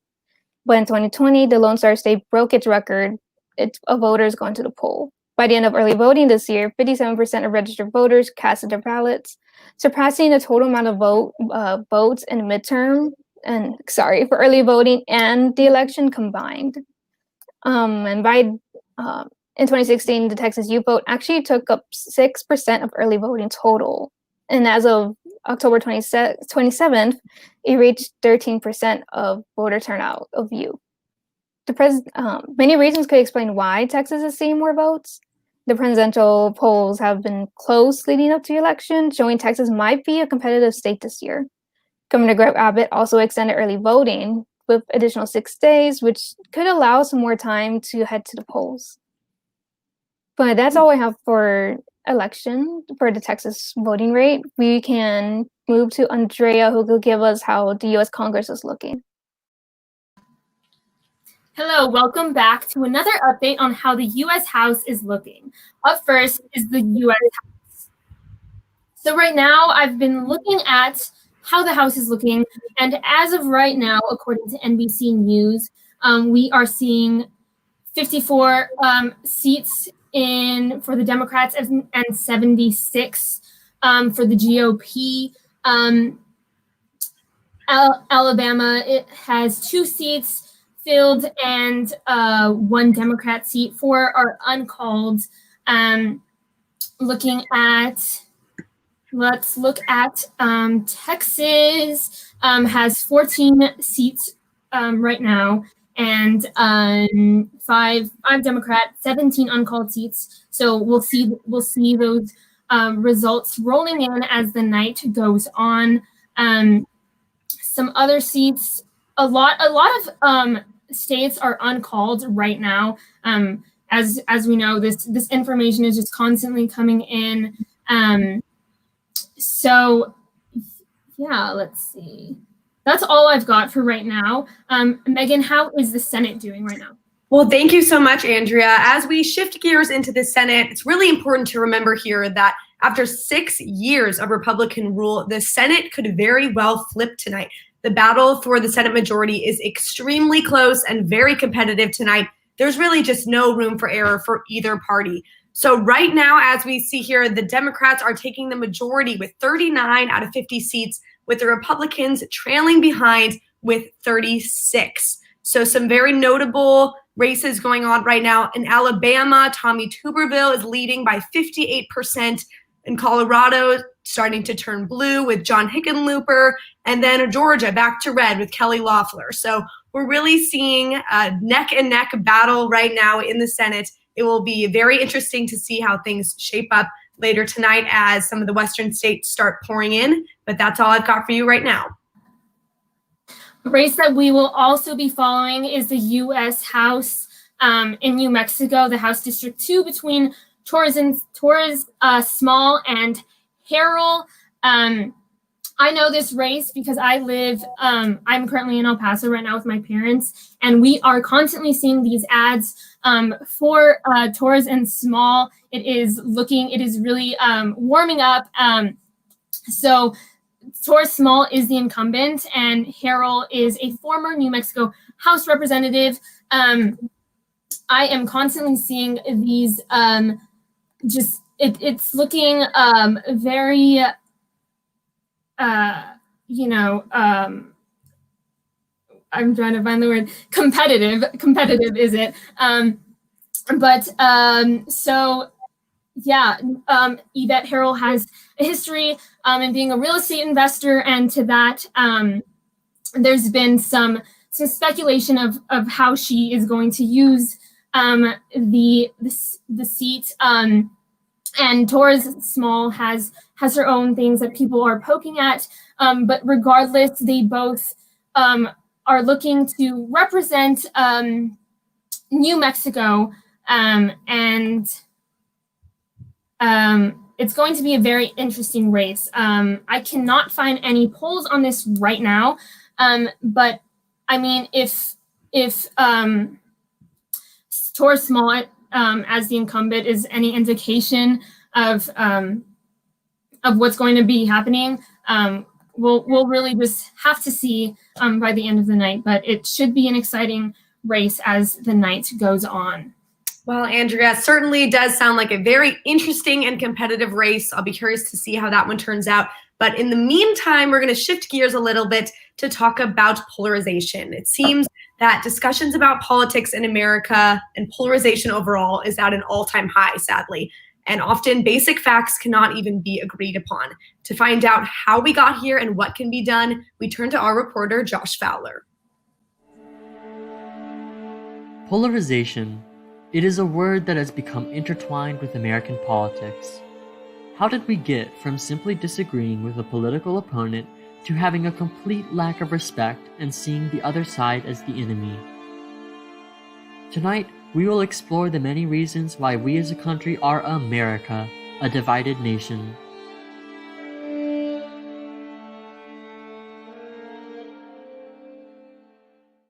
If you watch the news, you've seen many scenes like these. What you want to do is destroy this guy's life, hold this seat open, and hope you win in 2020. Please, Mr. Chairman, this is intolerable harassment of the witness. What's wrong with that? You need your medication. The radical left. Will you shut up, man? Listen, who is on your list? I think this is so unprecedented. But what does the data have to say about polarization in America? According to the Pew Research, in addition, many voters tend to watch news that confirms their beliefs. These two examples of the causes of polarization create an electorate that encourages members of Congress to become more polarized, creating a snowball effect. I spoke to a UT student who's voting in this election about their thoughts on the current political landscape. I'm worried about the future, just with the coronavirus and the changes that's happening in the White House at the moment. But I think Americans are strong and they're resilient. So I think the future looks bright. I do believe that we're still going to be very, very divided. So, what can be done about incivility in our civil discourse? According to Kleinfeld and Sobel from the Carnegie Endowment for International Peace, call out your own party when polarizing and hateful language is used. Avoid bad jokes that could be seen as cruel and unfair. They normalize prejudice far more than overtly prejudiced judgments. And remember to be kind to one another. We are all human. The divisions in America will take time and effort to heal, and there will always be disagreement.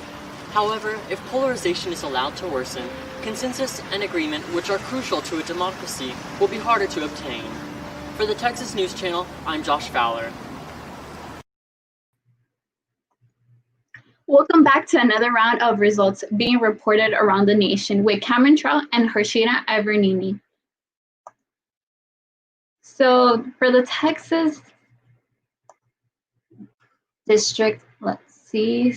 Oh, the Texas Supreme Court Chief Justice Amy Clark Macomb. There is no results for that right now. Let's see.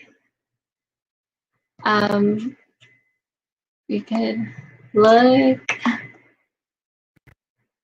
But for now, the Texas District 31st, we have Imam versus Carter, and Carter has been incumbent for that district since 2013. That district is red, and back in 2016, the election, Trump won 0.5 and Clinton won 40.8. This district is centered around Williamson County, a fast-growing suburban county for north of Austin. It includes the Williamson County portion of Austin itself, and it also includes Fort Hood, giving the district a strong military presence. The 31st district is one of only two districts in Texas the other being the 36th district, that has ever been represented by a member of the that has never been by the member of the Democratic Party. However, Imam has some important issues that she wants to focus, such as the education for all, and that for education for all, inadequate access to higher education is the single biggest threat to America's national security. Imam Education for All policy proposal ensures that everyone in the United States can go to college, trade school, or certification firms without being in debt forever. But one of Carter's focus is creating jobs, and is proud to have and Jobs Act. In fact, Central Texas businesses are defending the positive impacts of Texas reform. We can now go see to other updates. I'll toss it back to you, Harshita. All right, so for the national races, so in the U.S. Senate in Colorado, John Hickenlooper is at 61%, and Cory Gardner, who is the incumbent, is actually at 38%. So there seems to be a flip there in who's going to take the Colorado Senate. And then in Georgia for the U.S. Senate, John Ossoff is at 40%, and David Perdue, who's the incumbent, is at 57%. So it looks like Perdue is going to take the lead and is going to have another term coming up. And then for Alabama and Iowa, there doesn't seem to be any polling that has been reported. And then for the Florida House District 26, Debbie Powell, who is the incumbent, is at 48%, and Carlos Jimenez is at 51.8%. So that race seems very close. And so that's how the national races are looking. Yeah, and I'll take over real quick. So we are seeing a lot of movement, obviously, in the presidential race. A lot of the results from the eastern coast and eastern states are starting to pour in, and even ones from Texas were starting to pour in. So obviously, Biden is up 89 electoral votes right now to the 54 that Donald Trump has. Looking at some of those battleground states that we currently have, Florida sees Trump up 3% with 93% reporting, which is a huge deal because Florida is one of those massive swing states that usually the Republicans in the past couple of elections, have had to rely on as a crutch to get them to that election. So with 93% in, it's probably going to end up going to Trump, which is a big win for that Trump campaign, and was a big first step to actually getting into these positions of power. I do want to remind once again that mail-in voting may affect these results, and we may not be seeing some of those numbers being counted quite yet, but with 93% reporting in Florida, that seems pretty assured. Also in Georgia, we are seeing Trump around 57% up, with Biden at 40%, with 42% for Biden and 40% reporting statewide. So once again, we're seeing a state that was in the toss-up section going to Trump, which for the Biden campaign must be worrying at this point, because what if these early voting numbers were simply skewed against what was actually happening underneath? Just with a lot of those mail-in ballots, I'm sure it's very hard to see.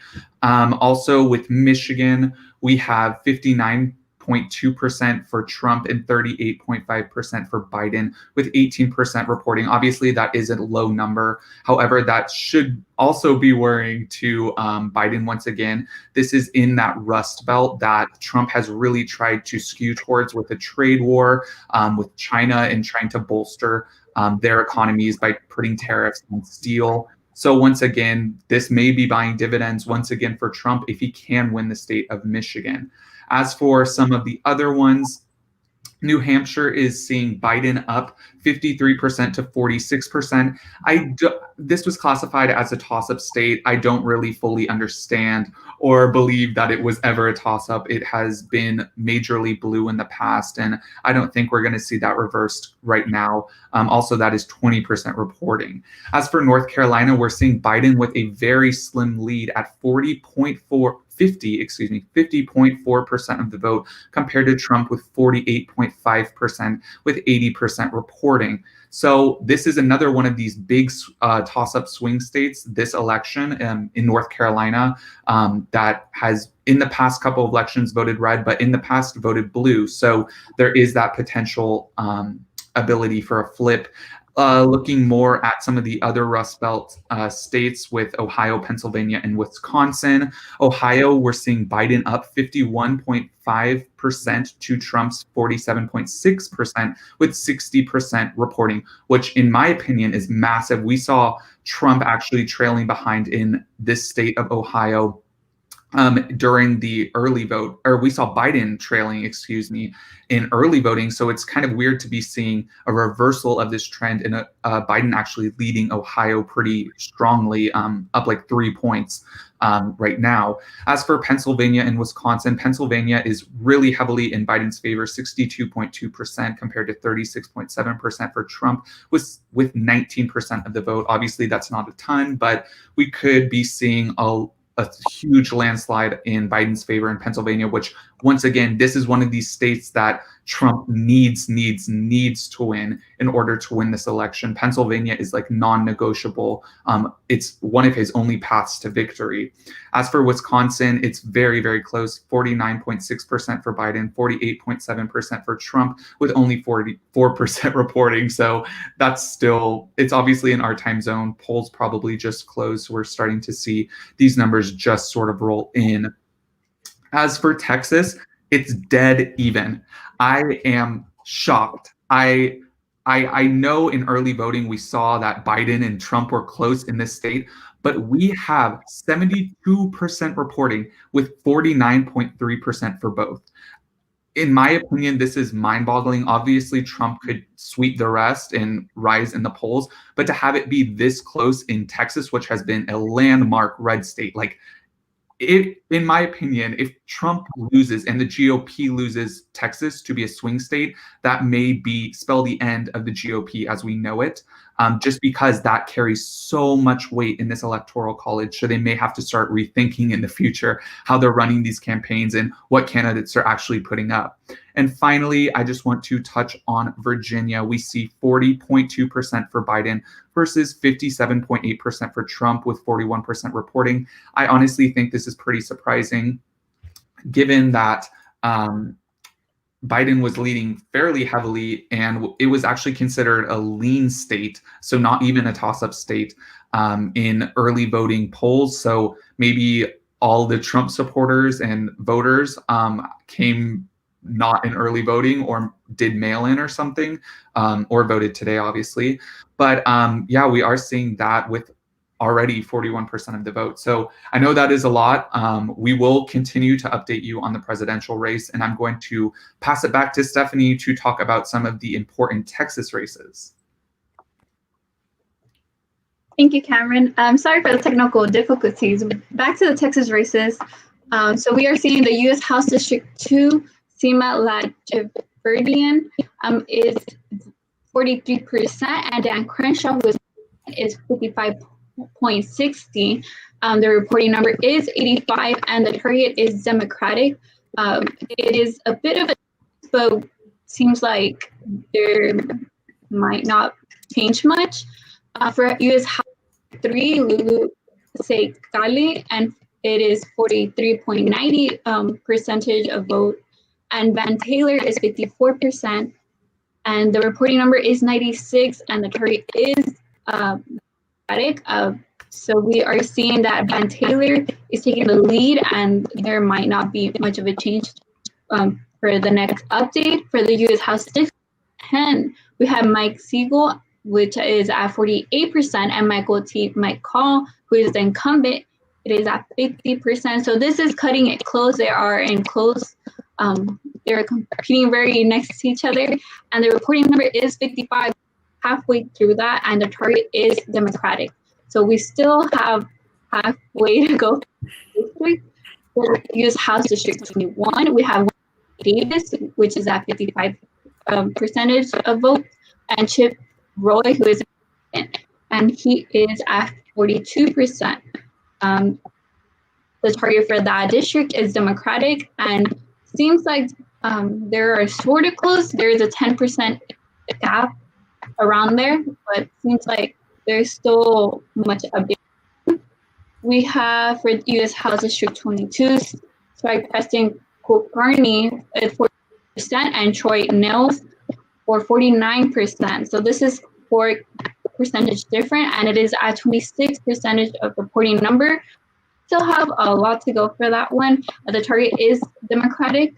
And for U.S. House District 23, we have Gina Ortiz Jones with 9%, Tony Gonzalez 48%. So these are just 1% of a difference, and there is 55 of reporting numbers. So we halfway to go.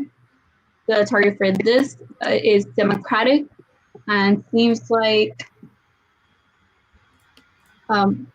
Democratic is taking the lead with just 1%. So for the U.S. House District 24, we have Candice Valenzuela, 48%, and Ben Dewey, 49%. And once again, we see the 1% difference, but this time the Republican are taking the lead with that 1%, and this is actually 84% reporting numbers, so it's almost done. We still can see a difference just because of that 1%, and the target is Democratic. For the next Supreme Court Chief Justice, Amy Clark McComb is 45% of votes, and Nathan L. Hecht is incumbent is at 53%. This is all I have right now for the Texas races, but I'll toss it back to you, Harshita. Yeah, so some other races that we are watching closely is we have Allred v. Collins in the Texas U.S. House District 32. So the results on this are really close. So Colin Allred is the incumbent in this, and he is the Democratic candidate. And right now the results are looking at 52.9% to 45.3%. So the race is very, very, very close. So these candidates is Colin Allred, who's the incumbent, as I said earlier, and Genevieve Collins on the Republican side. And so for this, their stances, their top 3 issues are kind of different. For Allred, it's economy and jobs, national security and foreign affairs, and the transportation and infrastructure are the top 3 that he talks about on his website. And for Genevieve Collins, who is the Republican candidate, she talks about the financial freedom and education and keeping America safe, and that pertains to border safety and immigration. So their stances are a little different, and it is very interesting that it is so close. I'm pretty sure that this district is usually traditionally blue, and so that's why we see Allred in the lead, but it'll be interesting to see who kind of gets the lead on this. Back to you, Stephanie. Yes, and for the next, we will be having the 2020 election season is in the state. You can see Claire takes a look at how early voting provides a useful alternative to voting on election day, especially in COVID-19.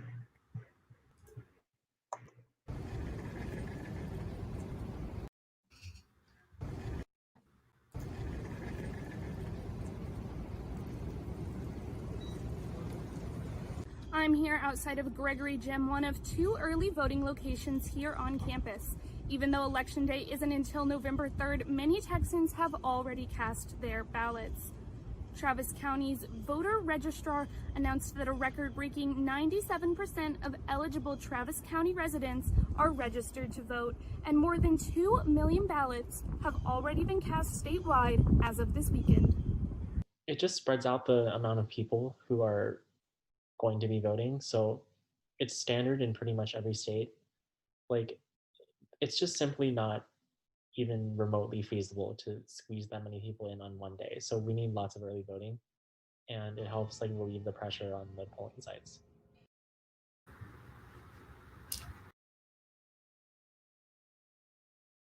Early voting is expected to be especially important this year, as those with concerns about coronavirus attempt to avoid election day crowds. Such concerns also led Governor Greg Abbott to extend early voting by 1 week. Many UT students are taking advantage of the ability to vote now. I decided to take advantage of early voting because I thought it would be less of a hassle, like the earlier I went. And also, this was my first time voting. So I just wanted to make sure that it went well. And like, I went with friends too. So like, that made it like easier. If you're interested in voting early, you can do so through October 30th on campus at Gregory Gym or the Flan Academic Center. Claire Stevens, Texas News Channel.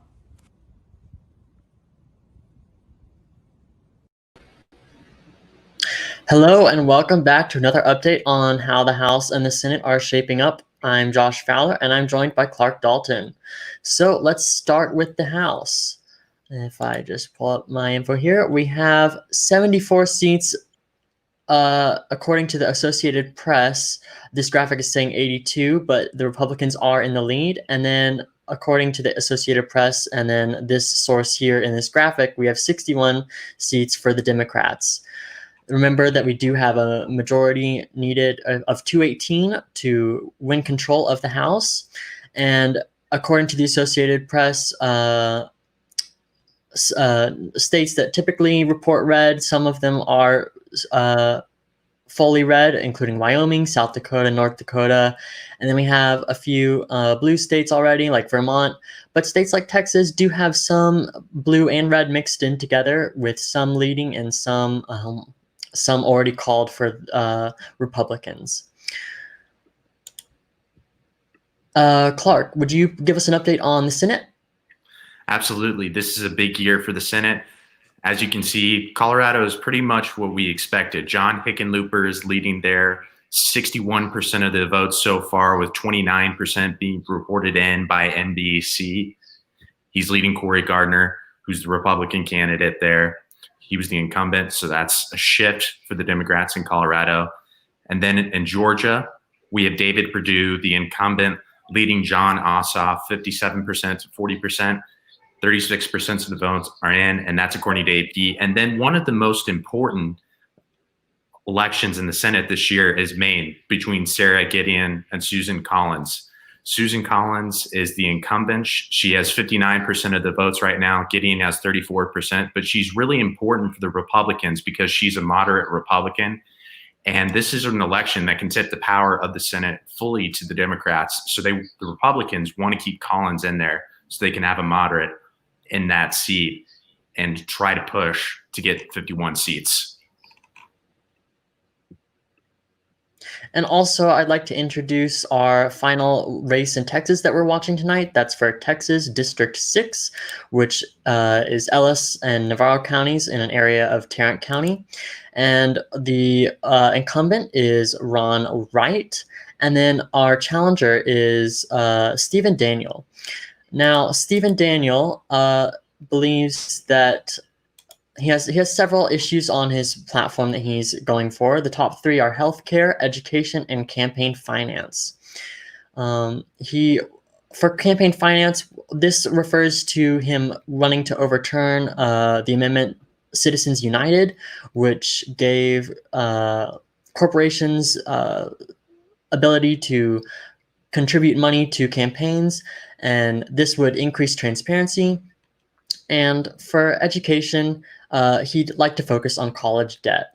Now, the incumbent Ron Wright believes that taxes and spending, jobs and economic growth, and border security and immigration are the biggest issues facing our country right now. He believes that currently the border system has allowed illegal immigration to run rampant and has failed to secure our borders from criminals and terrorists. And then in terms of tax and spending, he aims to cut taxes for the middle class and simplify the tax code for working Americans. Now, for an update, a general update on the U.S. Senate results, according to the Associated Press, we have a 38 seats for the Republican Party and 41 seats for the Democratic Party. And remember, this is the Associated Press, and 51 seats are needed for a majority. Clark, back to you. Josh, another big factor in this election has been social media. Social media has affected us in many ways and has influenced our voting behaviors. Our TNC's Stephanie Molina explains to us why social media has a big impact on the election. The role of social media in the 2020 election has come under scrutiny as bipartisan voices have sought to address the spread of disinformation on their platforms. Social media affects our everyday behavior, such as what we should eat or what shoes to buy. But what many don't realize is that social media can influence who you decide to vote for. Hours of scrolling can lead you to a political page or a video of a protest. You start to form an opinion by what the algorithm shows you. The joke is that instead of voters picking their politicians, politicians are picking their voters. Everyone uses social media. It is easy for information and disinformation to be passed around. Maybe I wouldn't be here if it wasn't for Twitter. Should I keep the Twitter going or not? Keep it going? You are able to keep up with the candidates and see what they are up to more easily. Others voice their opinions loudly, which can make you second guess yours.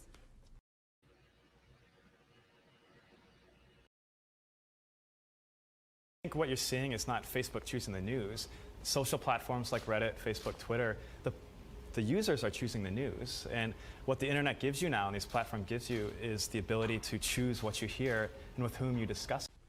Social media does not depict a political party correctly. A running candidate that is a Democrat is probably different to what the internet would describe a Democrat to be. Social media has changed the way Americans interact with the president, the way people around the world interact with the president. We no longer only see him through sort of formal set speeches on television or interviews or news conferences, but you see his personal thoughts in real time. Pollings and surveys can conclude one thing, but the real outcome will most likely be different.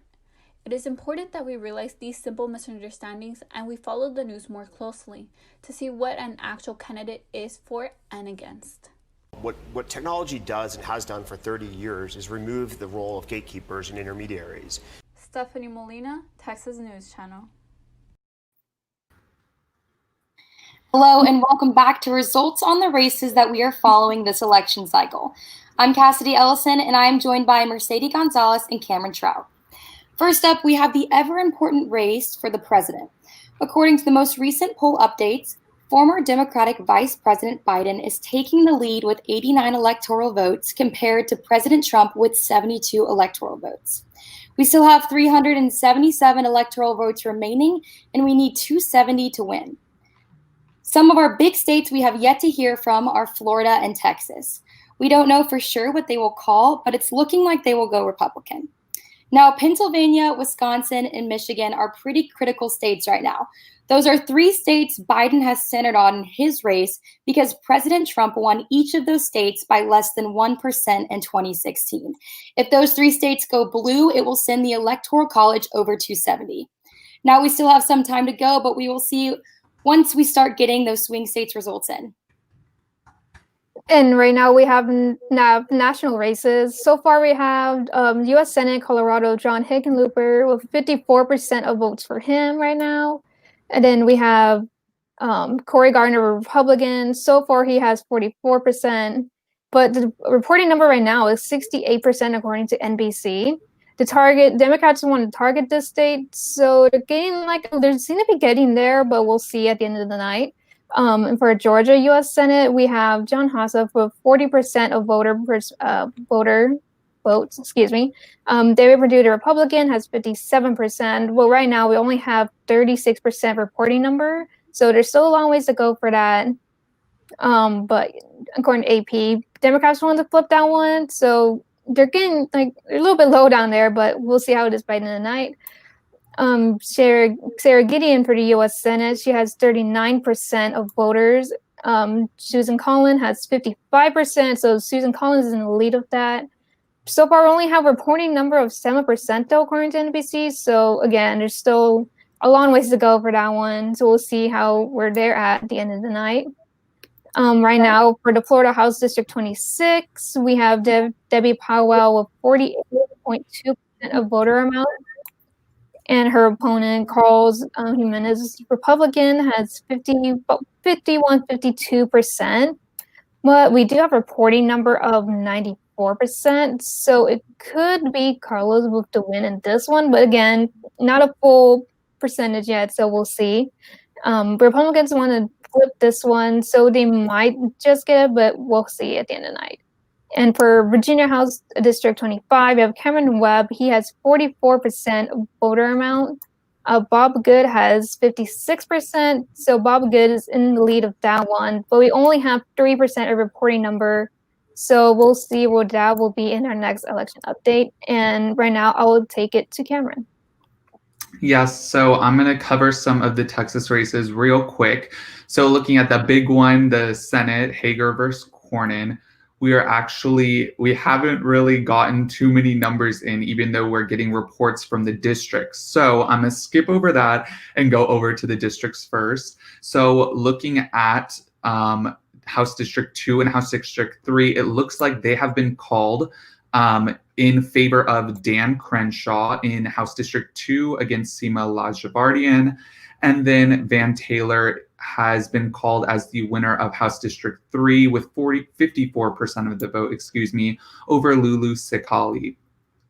As for some of the other races that we're seeing, just some updates. Mike Siegel is trailing behind Michael McCall, only 2% with 55% reporting, which is honestly a pretty good poll for Segal. So he was actually seen as trailing much earlier in the race, so him catching up this much is pretty encouraging. We also have Wendy Davis leading Chip Roy, which is shocking, with 55% of the vote over 42%. That is a low reporting number, though. That is at a low reporting number, though. So that's not for certain, and that could change on a dime. Also, just a couple of other things. House District 22, Troy Nels is leading Sri Kulkarni. In House District 23, Gina is slightly ahead of Tony Gonzalez with 55% of the numbers in. And then in House District 24, Candace Valenzuela is 1 point behind Beth Van Duyne, which was expected to go the other way and be a flip for the Democrats. As for the Texas Supreme Court Chief Justice, Amy Clark Meacham is trailing behind the incumbent Nathan Hecht, with 45% of the vote to 53%. And I'll hand it back over to Cassidy. Thanks so much, Cameron. So for a final time, we wanted to take some time to explain the very important concept of the Electoral College before we reach the end of our coverage. Take a look.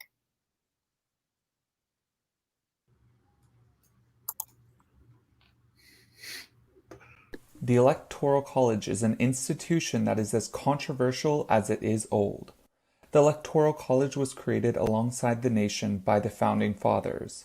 How it works is that the individual states appoint a set number of electors based on their populations before elections. These electors will then submit votes for a candidate which is mostly dependent upon who the citizens they represent voted for. In order to win the presidency, a candidate needs to receive at least 270 of 538 total electoral votes. The majority of states have changed how elector voting operates to winner-take-all systems, which will be explained later in the show. This system was originally a compromise between those wanting a popular vote for president and those wanting Congress to vote. The chief fears of the two sides being that the majority party in Congress could just vote for their party's candidate, and the public was too uninformed to make a good decision.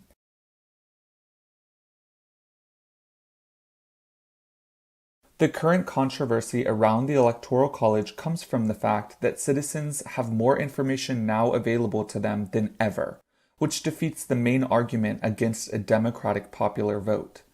This was especially argued following the 2016 election, in which Hillary Clinton won the popular vote by a thin margin, but lost the Electoral College to Donald Trump. On the other hand, many argue that if an election is close in a popular vote, all votes would have to be recounted, which would further stall election results and cause uncertainty. All in all, the Electoral College is a system by which the president is currently decided, and you will hear about it multiple times throughout the show as we discuss the presidential results. It has a storied and controversial past, but doesn't show signs of being removed anytime soon. For Texas News Channel, I'm Cameron Trout.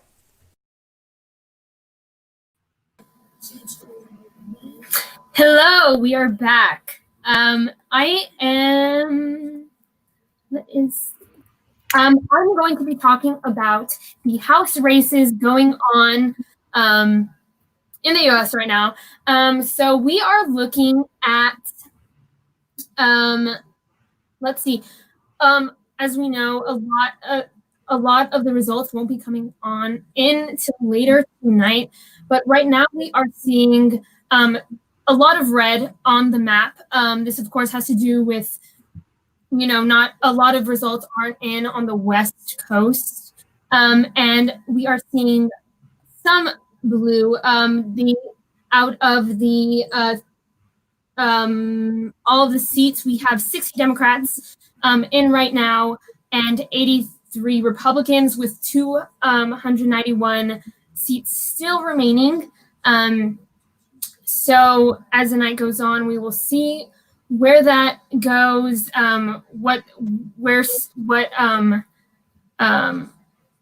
as people continue to vote.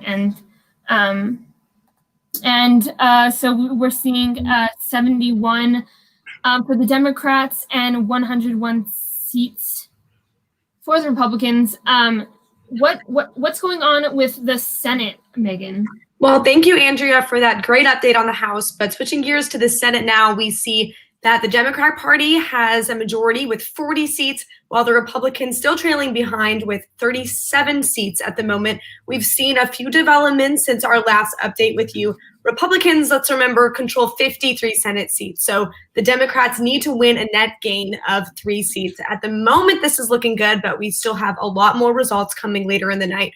But along with this, they really need those 3 seats to take back the chamber. Something notable that's happened since our last update is that 78-year-old Republican Senate Majority Leader Mitch McConnell has defeated Democrat Amy McGrath in Kentucky and won his re-election bid. Now, this is huge for Kentucky because this captures a 7th consecutive term for McConnell, building his legacy as Kentucky's longest-serving U.S. Senator. So big updates coming from Kentucky, but we're still waiting on a lot of results. We'll be expecting our first results coming in from Iowa, Montana, and Arizona, expected to come in around 9 p.m. Central Time. So we'll be keeping an eye out for that. But for now, we're seeing some pretty tight races. In North Carolina, Cal Cunningham is leading by 48% with Tom Tillis with 47.8%. So they're absolutely neck and neck right now. We've got some other tight races down in Georgia. We've got Kelly Loeffler at 28.7% and Raphael Warnock trailing behind at 28.5%. So it'll be very interesting to see how these races shape up for the rest of the night. But those are all the updates I've got for you right now. Back to you, Andrea. Wow, we'll really just have to see how these are going. I know I was looking at the race that I was following earlier in Nebraska, and Don Bacon is ahead of Kara Eastman, who's with 42%, and he has 54%. So we'll really just be seeing as these things come in. But as for right now, Cameron gave us an in-depth look at the development and structure of the Electoral College. Now let's take a look at the methods for which states delegate their electoral votes, and specifically the winner-take-all method.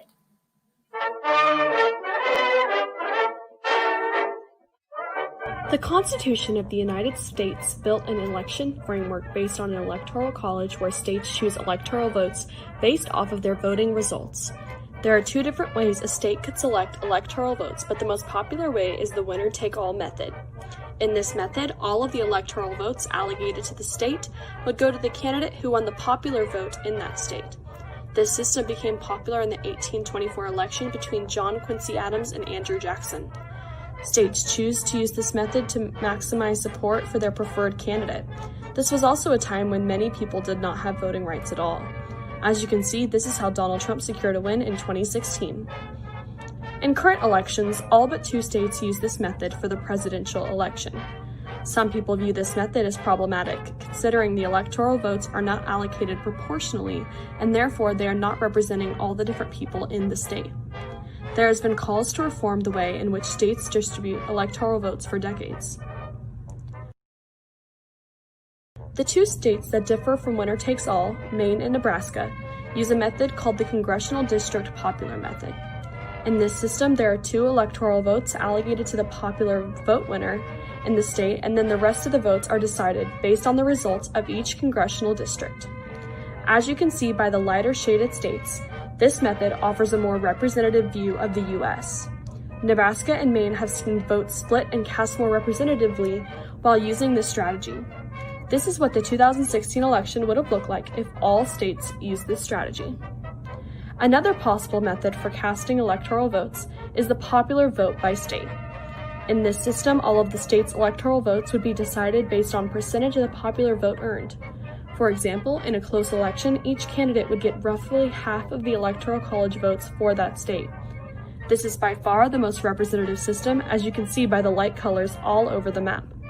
The 2016 election would have been astoundingly close if all states adopted this method. These new distribution techniques could also make way for a growing third party in our country, such as the Green Party or the Libertarian Party. While some favor older styles and some hope for new changes, it is important for our citizens and our government to appreciate the value of a true representative democracy.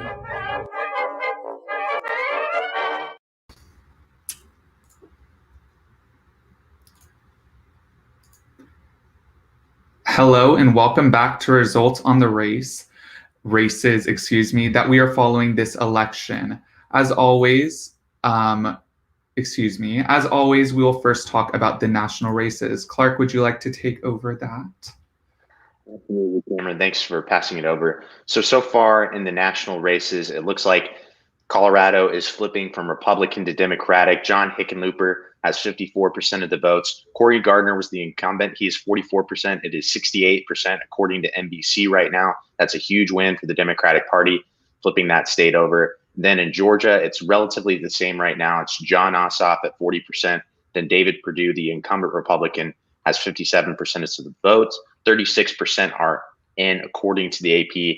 And then Maine has been relatively consistent, but not a lot of the votes are in tonight. It's only 7% so far. 55% go to Susan Collins, who, as I said earlier, is one of the most important Senate candidates for the Republicans. She's a moderate Republican, so that'll be advantageous in Maine, and that gives them a seat on the Senate. But the Republicans, if Trump wins the presidential election as well, she's voted with him 68% of the time during her tenure. And then Sarah Gideon is on the opposing side. She only has 39% of the votes.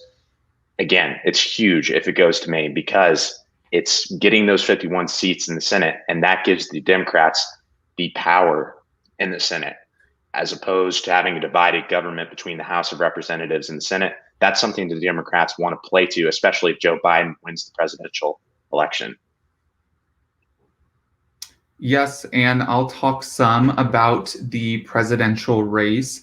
As of right now, I'll just give an update on what we're seeing in the states. So Florida, once again, we're seeing Trump up with 93% reporting. That was expected. Florida tends in the past couple of elections to have gone to the Republican candidate, and we're likely not going to see a reversal of that. Looking at Arizona, where Martha McSally is opposing Mark Kelly, the astronaut, which is one of my favorite races just because of the absurdity. Joe Biden is leading 55% to Trump's 43.7%, with 69% of votes being counted. As for Georgia, Trump is still leading 56 to 42%, with 49% of the vote in. Michigan, we are seeing 59.2% for Trump and 38.5% for Biden, with 18% of the vote reporting. I also want to look at some of the Rust Belt. So once again, Pennsylvania is now leaning in Trump's favor, which is a huge win for Trump if he were to get it. That is his path to victory. He needs to win Pennsylvania and North Carolina and Florida. Those are like his top, and Ohio. I mean, Ohio's still there, but we're still seeing numbers coming in. So we will see those races sort of shape out. As of right now, Trump is leading in the Rust Belt in Ohio. He's also leading in Pennsylvania. He's also leading in Wisconsin. So his trade war may have paid off for him at the end after all of that.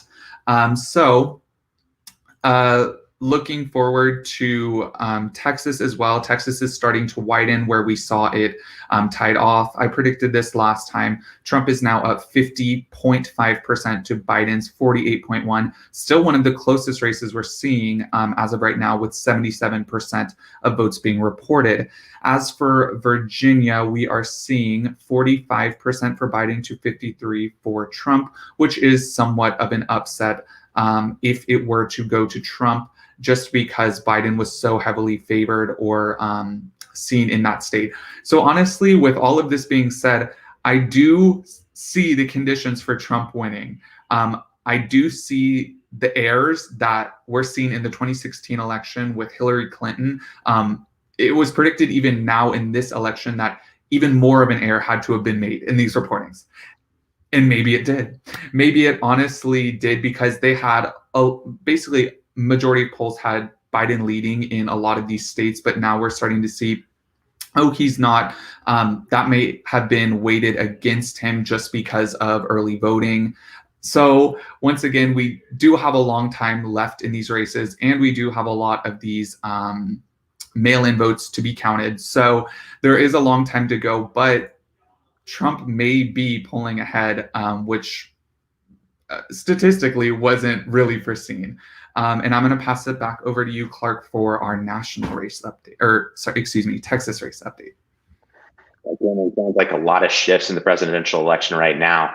As for the Texas race updates, we have Dan Crenshaw winning the U.S. House District 2 with 55% of the vote. This is according to the AP. He beat his Simia Lajardian, who had 43% of the vote. Crenshaw is the incumbent. So that's a huge win for the Republicans in the House of Representatives. As for the U.S. Senate, MJ Hagar is trailing John Cornyn right now. Cornyn is the incumbent. He has 52% of the votes. Hagar has 44%. Even though we're seeing a lot of young voters register in Texas, there's still that side that still tilts a little bit conservative, which is giving some of these Republican legislators an advantage. You see that in U.S. House District 3 as well, with Van Taylor pulling away with 54% of the vote, and 96% of the ballots are in. So he's probably going to win that one. And then in U.S. House District 21 in Austin, we have kind of a battle right now between incumbent Chip Roy and Wendy Davis. Wendy Davis is leading with 49% of the vote. Roy has 47% of the vote. 62% of the ballots are in. Again, we know that this is kind of showing you the different demographic changes, as we know that Austin has a lot more young people. So we see voting that tends to shift more liberally rather than conservatively. So it's just interesting to see these trends. And then a couple of other races that are significant as well are Ron Wright and Stephen Daniel. Wright is the incumbent in U.S. House District 6, and he is 51.5% of the votes. 66% of the ballots are in. This is all according to AP. So it looks like, for the most part, the trend right now is, even though there was a great amount of young voters coming out in Texas, that there's still these towns that tend to vote just a bit more conservatively, and that's why it's playing in the Republicans' favor. Yeah. I also do want to touch up, we did get a couple of updates on the presidential while you were talking, so I'll just quickly mention some of those. So within Wisconsin, the race tightened. Trump is only up 50.7% to 47.6% for Biden, with 29% reporting. This obviously is such a low number reporting that it really could go anywhere. We are also seeing New Hampshire once again leading off to Biden with 55% of the vote versus 43% of the vote, with 25% reporting. Once again, I just want to reiterate that these races are so early. We're not seeing fully the scope of all of the numbers being reported. Namely, North Carolina just flipped back into Biden's favor. So in the election updates we've done, it was in Biden's favor. It flipped to Trump's favor, not flavor. And it flipped to Trump's favor, and now it's back in Biden's favor with 49.7% of the vote versus Trump's 49.1% of the vote, with 84% reporting. So maybe Biden's hope is still alive if he can secure this North Carolina.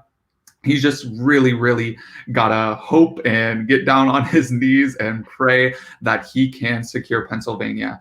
I'm pretty sure if he can secure Pennsylvania, he can secure the election, but that is going to be a really, really, really interesting state to watch. They voted Trump in 2016. They're heavy manufacturing. Trump helped them with the trade war with China by putting tariffs on steel, which is a massive, like Pennsylvania's biggest industry. So maybe they're gonna go towards them. We did see that as we came into the election, coronavirus was sort of skewing Pennsylvanians away from that perspective and looking at the mismanagement or whatever you want to call it by the Trump administration. And they were outweighing that versus the gains they got from the manufacturing and steel industry. So that is sort of why we thought Biden was going to win. We may be seeing a reversal of that, and they may have actually placed a lot of hope in that trade war. So that's all I have for me. I'll back to you, Clark. Yeah, these swing states always so important in the election. We're seeing it with North Carolina and Pennsylvania this year. Swing states are always a make or break when it comes to the outcome of big elections. TNC's Cassidy Ellison and Alexis Sherry speak with a Texas resident who wanted to make a difference with swing states. There are 6 main swing states that will impact the outcome of the 2020 election. These states include Wisconsin, Michigan, Pennsylvania, Arizona, Florida, and North Carolina. However, an additional state is now being looked at as a possible swing state that may come to surprise many. Texas has been historically red up until the 2018 Senate race when Republican Senator Ted Cruz's margins barely surpassed Democrat candidate Beto O'Rourke's. It was a shock to many. Texas is increasingly becoming a purple state as more young voters are starting to come out to the polls. However, Texas resident Pam McCurry says Texas turning to the shade of blue this election seems unlikely. I've been around a while and they're always saying Texas is going purple, Texas is going purple. I don't think so. I don't think it will this time. I think it will eventually, but... McCurry decided to write 40 handwritten letters as a way to persuade voters in swing states. She says this may be more of an effective method to get people to actually go out and vote. That sent out that says go vote is not as effective as somebody actually reaching out, because you hear a lot of voters sometimes that say, well, the president never came to my state, or nobody's ever called me, or nobody's ever knocked on my door.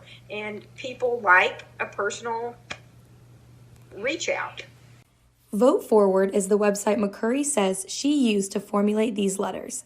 The website acts as a template where you fill out the address you're sending to, a few personal questions why it's important to vote, and information on how to find polling places near you. She says many people don't actually know much about the voting process. You would be surprised how many people want to vote and they think they're going to go vote, but they don't know that they don't know how. McCurry wrote 40 letters to Floridians who have a history of not voting.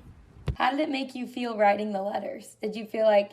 I was so empowered, I can't tell you. Cassidy Ellison, Texas News Channel. Hello, and welcome back to another election update. Here we'll be getting more into the House split and Senate split. So I'm going to go ahead and I'm going to touch on the House split, Carolyn. So just a quick update here. We all know you need 218 seats needed for control of the House here. Currently, right now, the Democrats hold 78 and the GOP holds 110. I think what's interesting about this is, though, there are a bunch of states that have a bunch of uncalled seats. Like California is a big one right now that we have no results for. So far, California has 53 uncalled seats. So when those start rolling in, I think we'll see a shift here. I think probably the Democrats receive a big boost from California. We have 7 more uncalled in Arizona. We have 11 uncalled in Illinois. I mean, there are a lot of ways that this race might even out or might even lean toward the Democratic Party. It kind of just depends. And also we have 19 uncalled in Washington, as well as another 14 here in Texas. And Washington State hasn't reported anything yet neither. So like I said, this race really is going to come down to when everything from all the states start to come in. But that's enough about the House split for right now. We'll go ahead and pass it off to you, Carolyn. Tell us about the Senate split. Yeah, of course. So with the Senate split, as you can see, we have 40 for Democrats and we have 38 for Republicans. through the night, we're still going to see more. However, here in Texas, MJ Hager conceded her bid to John Cornyn of Texas at 8:20 p.m. today, according to AP. But yes, according to the rest of the night, we're going to see more seats being taken up either by Democrats or Republicans. Back to you, Joseph. Yeah, well, this election season, people, including the president, have brought up the concern of fraud influencing the results of voting. But what is voter fraud and what is electoral fraud? Reporter Josh Fowler takes a look at the answers. We believe in the sacred principle of one person, one vote, and that's why we are fighting for the integrity of our elections. Warnings of voter fraud have become common in President Trump's speeches at rallies. But who is committing voter fraud, and how? According to documents obtained by KXAN, voter fraud can take many forms, including people possessing multiple ballots, filling out the ballots of deceased relatives, harvesting ballots, and incorrectly filling out voter registration information.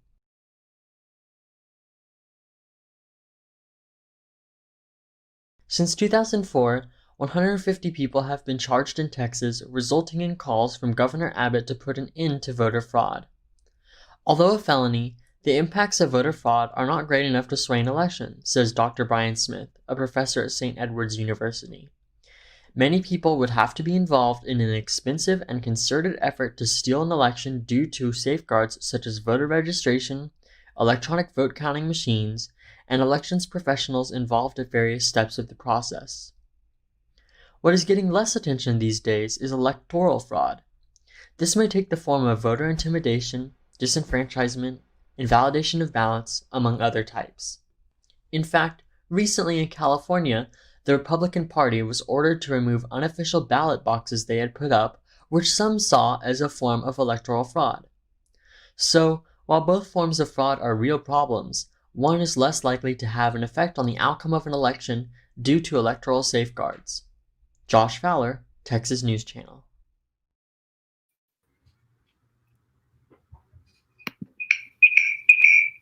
Welcome back to the last, our final results block on the races that we are following the election.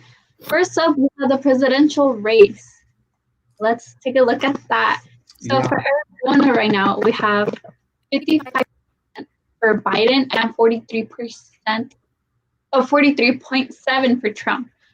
And in 2016 results, Trump won this by 3.6. So it was a red state last year, but right now it is at 11 for electoral votes, and total electoral votes needed to win is 270. For Florida, we that is Biden has 47.7% of the vote, and Trump has 51.2% of the vote, and it is reporting at 93. And last year, Trump won this by just a little, 1.2%. So it was also a red state last year, and we are also seeing that might be a red state this year as well. Sorry, I said last year. I'm in 2016. It is just winning by a few points, but we will see. And electoral votes, it has its 29. And for Georgia, we see Biden having 42.4% of the vote and 56.5% of the vote. So we see a bigger difference here, which being more than 10% of the vote, and it is at 49% at reporting. And Trump won this by 5.0% of 2016. So it was a red state last year, and we are also seeing that Trump is winning the majority of it. So for Iowa, we have is 30.1. That is Biden's percentage right now, and Trump is at 64.4. So there is a big gap right there, around 30%. It is reporting at 12, so we still have a bit more to go. But Trump did win this at 2016. It was by 0.5%. So that is still that is a lot actually. And the electoral votes, it is 6. For Michigan, we see that Biden has 30.5.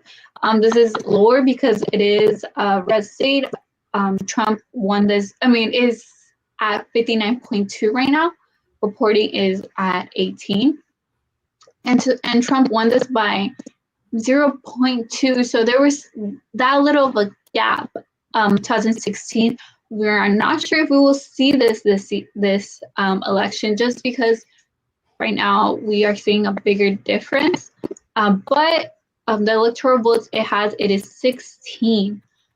For Minnesota, Biden is having the majority now. It is 64.2, and Trump it is 33.8. On the reporting number, it is 29. And Clinton won this at the 2016 election by 1.5. So that is a small difference, but it was a Democratic state in 2016. And for the electoral votes, it is 10. For New Hampshire, we see that Biden is at 53.6. And Trump, it is 45 flat. That is around less than 10% of a difference, but Clinton did this at 0.4 in 2016 election. And reporting right now, the percentage of the reporting is 25, but the electoral votes is North Carolina, we see 49 and 49.8. This had just been updated by one of our TNC staff. And there are equally, just that Trump has 0.8 more, a percentage more, but the reporting is 89. And Trump did win this at 2016 election by 3.7, and the electoral votes that it is 15.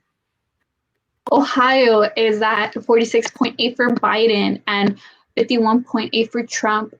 And this is just a 5 percentage difference, but the reporting is 74. So we'll see if there will be a difference of can still pass Trump, but it was a red state at the 2016 election. Trump won this by 3.7 percentage. And the vote is 15. And for Ohio, we see that, I am so sorry. Trump won this by 8.2, and the electoral votes is 18. For Pennsylvania, we see that it's 46.2 and 52.7 for Trump. And the reporting percentage is 29. Trump won this by 0.7. And the electoral votes is Texas right now, it is at 47.6, and Trump has 51. So Trump is winning just by 3 percentage. The reporting is 79, and Trump did win this, as stated before, by 9.1 percentage in the 2016 election. Electoral votes, it is 36. And for Virginia, we see 45.4 for Biden and 52 for Trump. There is that 7 percentage gap, and the reporting is at 54, but Clinton did win this at 2016 election by 5.4. But right now we see that Trump is actually taking the lead. So we will see later on if anything will change. Biden would take the lead at then. And for Wisconsin, we have 47.2 for Biden and 51.1 for Trump. And the reporting is at 33, but there is just a 4 percentage difference, so we might see a bit difference later on. Trump did win this by 0.8 percentage on the 2016 election, so we will see if it turns to a red state. If it continues to be a red state, there's still a lot to see for Wisconsin, but we will see later on. And for the electoral votes for this one, it is 10%. And I'll toss it to you, Mason, for the next update. Thanks, Steph. And like I would say, you said we have people updating our sheet constantly with all these election results. And I really just want to say, thank you to everyone who's tuned in, and then to all of our Texas News staff who's just worked so hard to put this show together, and who has just been working constantly all night and all week to get ready for this. So yeah, but I'll talk about some national elections. So I'm going to be talking about the national U.S. Senate races in Alabama right now. We have Jones leading with 56.8% and Tuberville with 43.1%. We have Arizona, Mark Kelly, 55.1% versus Martha McSally, 44%. We have 74% of those reporting numbers in for that one. And this is was state won by the Democrats in the past. We have for Colorado, we have Hickenlooper, 55% versus Corey Gardner at 43%, and we have 68% of those reporting numbers coming in. For Georgia, we have John Alsop and David Perdue, and Alsop is down 42% to Purdue's 56%, with a little over half of the reporting numbers coming in. For Georgia Special, we have Warnock and Loeffler, and we have Warnock is at 28, and Loeffler is also at 28, and also we have half of our reporting numbers in for that. We have, for Iowa, we have Greenfield and Ernst, and 61% for Greenfield, and Ernst is at 35. For Sarah Gideon and Susan Collins, Gideon is at 39% and Collins is at 55%, with only 7% though of reporting numbers for the state. So we do have a long while to go for that. For Montana, we have Steve Bullock at 61% and Stephen Daines at 38%, with again another low reporting number in so far, 17%. And then for North Carolina, we have Cal Cunningham and Tom Tills. This is a really close one, and we are at 90% reporting numbers. So Cunningham is at 47 and Tills is at 48 as of right now with 90 reporting. This is one we'll want to pay close attention to as it is coming to a close.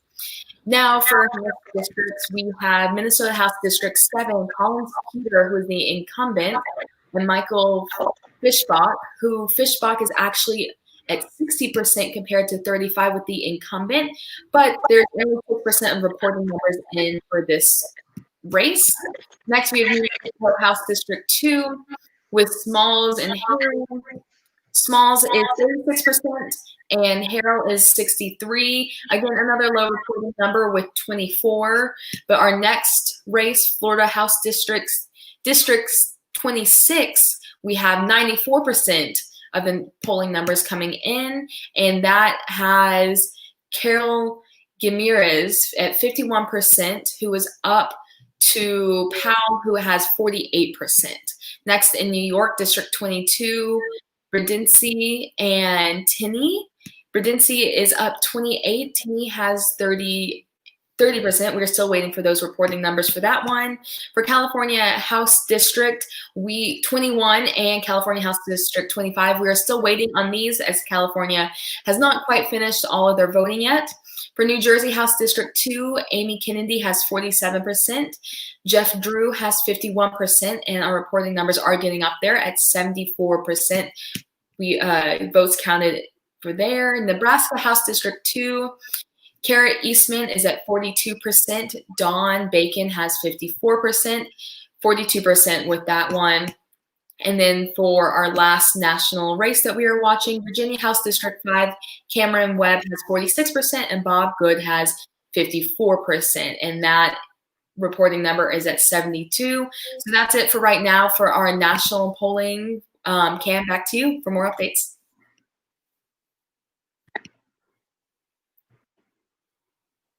Cam, I think you might be muted. Thank you so much. I'm a little bit clumsy sometimes. So getting right into the Texas races, I do want to reiterate, it was said last block, but Cornyn is declared the winner of the Texas Senate race over MJ Hager. This was a battle that was long foreseen. Cornyn was always in favor of winning. However, we just got confirmation that he has officially won. Just to echo some of the races that have been talked about in the past, U.S. District, Texas Congressional District 2 and 3 were already called in the Republican favor, with Dan Crenshaw and Van Taylor winning. I also want to say or call out another race that has been set in stone, which is the State Board of Education District 6, with Will Hickman beating the Democrat Michelle Palmer with 50% of the vote to 48%. As for some of the other races around Texas, U.S. House District 6, we are seeing the incumbent Republican Ron Wright beating out Stephen Daniel with 51.5% of the vote at 66% reporting. As for the Congressional District 7, Lizzie Fletcher is looking like she will hold on to her seat in Houston, which I will once again remind you, this was an important election last election cycle in 2018, where Lizzie Fletcher completely upset the incumbent John Culberson, who was the Republican candidate. And she took that seat from him, which was a massive thing. And it looks like it's going to stay blue. So we may be seeing more and more of Houston's districts flipping over to blue, which may be helping push towards Texas becoming potentially a purple state in the future.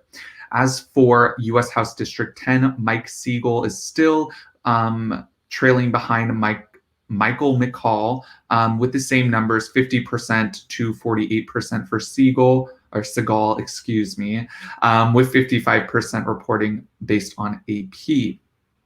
As for one of the biggest races for us in Austin, specifically and at UT, we have been voting on the Davis versus Chip Roy race. And Wendy Davis, the Democrat, is technically leading right now with 49% of the vote to 47% for Chip Roy, with 62% of ballots being reported and counted, which if she continues to pull out this lead, that would be very, very impressive for her to completely upset the massive incumbent Chip Roy. As for the Congressional District 22 with Sri Kulkarni versus Troy Nehls is still leading, but with a low reporting number. A couple of other races that I want to highlight. We are still seeing the Valenzuela versus Van Duyn race in the Congressional District 24. It's still very close within 1 percentage point with 85% reporting. As for the Railroad Commissioner, it looks like Jim Wright is leading 54% to Krista Castaneda at 43%. And I want to reiterate, this is a very important race for Texas specifically, because this is the position of the person who controls oil and gas regulations, as well as energy around the state, which is a massive thing in Texas, as you can imagine. And 53% of those numbers are in. As for some of the Austin-specific races, Rebecca Bell Matareo versus Lanny Pop, the Republican.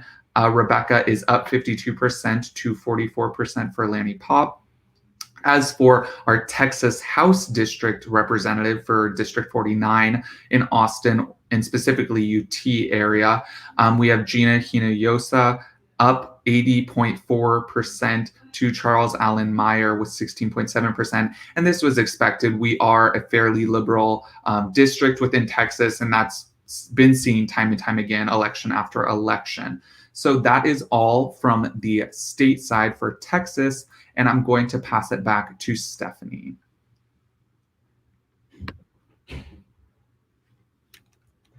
Sorry, I was muted again. So there has not been much of an update for that presidential one. I am seeing that there hasn't been much, so I'll pass it back to you, Cameron. Okay. Well, as we all know, if you're just joining us, you may know about America being a hyperpolarized country. We've all seen that on social media, on everything. There is a ton of political vitriol around us, and divisions make it harder and harder to get along with those across the aisle. Here's Josh Fowler with a closer look.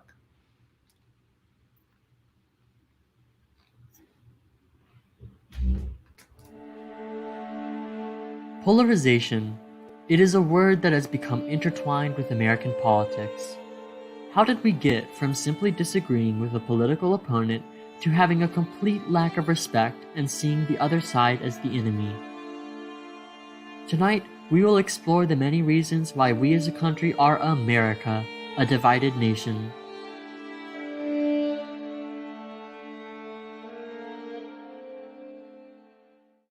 If you watch the news, you've seen many scenes like these. What you want to do is destroy this guy's life, hold this seat open, and hope you win in 2020. Please, have you Mr. Chairman, this is intolerable harassment of the witness. What's wrong with that? You need your medication. The radical left. Will you shut up, man? Listen, who is on your list? I think this is so unprecedented. But what does the data have to say about polarization in America? According to the Pew Research Center, Americans believe now, more than in the past, that there is a serious conflict between the Democratic and Republican parties. So what are the causes of this increasingly hostile environment in American politics? According to Barbara and McCarter of Cambridge, there are several factors. One cause is partisan sorting, where voters increasingly hold the views that align with the major parties rather than more moderate candidates.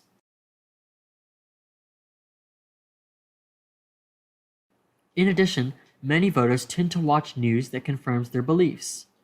These two examples of the causes of polarization create an electorate that encourages members of Congress to become more polarized, creating a snowball effect. I spoke to a UT student who's voting in this election about their thoughts on the current political landscape. I'm worried about the future, just with the coronavirus and the changes that's happening in the White House at the moment. But I think Americans are strong and they're resilient. So I think the future looks bright. I do believe that we're still going to be very, very divided. So, what can be done about incivility in our civil discourse? According to Kleinfeld and Sobel from the Carnegie Endowment for International Peace, call out your own party when polarizing and hateful language is used. Avoid bad jokes that could be seen as cruel and unfair. They normalize prejudice far more than overtly prejudiced judgments. And remember to be kind to one another. We are all human. The divisions in America will take time and effort to heal, and there will always be disagreement. However, if polarization is allowed to worsen, consensus and agreement, which are crucial to a democracy, will be harder to obtain. For the Texas News Channel, I'm Josh Fowler. Hello, and welcome back to our final election update for the night. Looking at where the House stands right now, it's looking like the GOP is up by quite a few votes. So they are at 110 votes, and the Democratic Party is at 78. And I just pulled up Politico, and it looks like this graphic is a little bit outdated. So the GOP is now at 112 votes, and the Democratic Party is at 86 votes. But even though the Democratic Party is not leading the House right now, according to NBC News, they're still predicted to win by about 30 votes, partly because California's votes haven't been counted yet. And so I think that's going to be the big swing that goes into the Democratic Party potentially taking the House. Erica? Yeah, and just to go a little bit more in depth, the Democrats have flipped 2 seats while the Republicans have flipped 1. So right now the Democrats are in a net gain right now. To examine the elections a little bit more closely, the ones with the higher reporting numbers, for example, Florida House District 2, I know they talked about it in the last segment, but Carlos Jimenez secured that pretty much.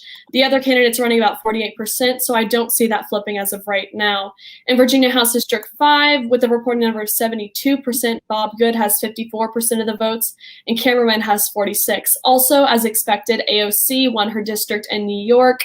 That is a primarily liberal district. Her her race was really in the primary, so I'm not really too surprised by that.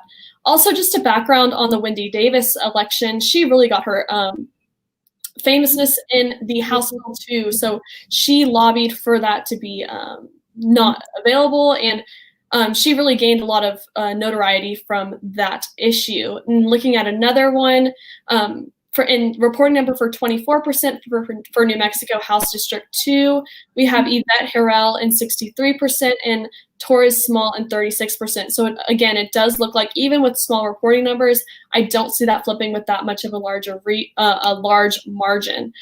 So Mercedes, what do you have for us? Well, so far right now, as we know, Democrats, I believe, have the House control. Republicans are like Senate, and so far, especially in this presidency, it's been like a little bit of like a battleground there. But according to our results we have right now, that with results still pulling in, some of them have been like really, really close call, as I probably have mentioned before. So for example, right now, U.S. House District 22 with Troy Neal and 22.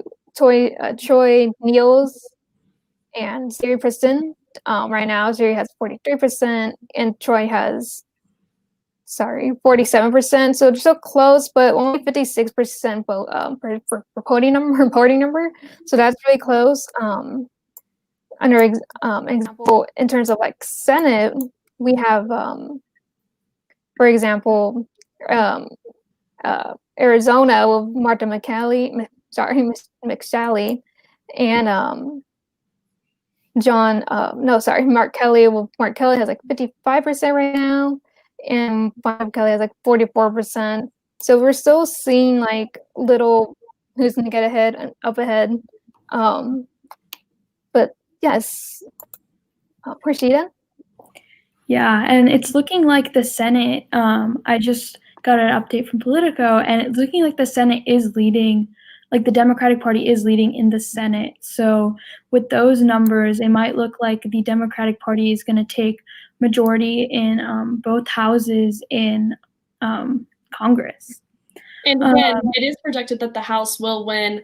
Every website I've looked at has projected that, and especially if they keep gaining seats, because they were already holding a majority from the last session. So if they keep flipping these seats, we'll see even a wider region of victory for them. Yeah, for sure. And I think a big part of why all these seats have been flipping is because of social media. Social media has affected us in many ways and has influenced our voting behaviors. Our TNC's Stephanie Molina explains to us why social media has had a big impact on the election. The role of social media in the 2020 election has come under scrutiny as bipartisan voices have sought to address the spread of disinformation on their platforms. Social media affects our everyday behavior, such as what we should eat or what shoes to buy.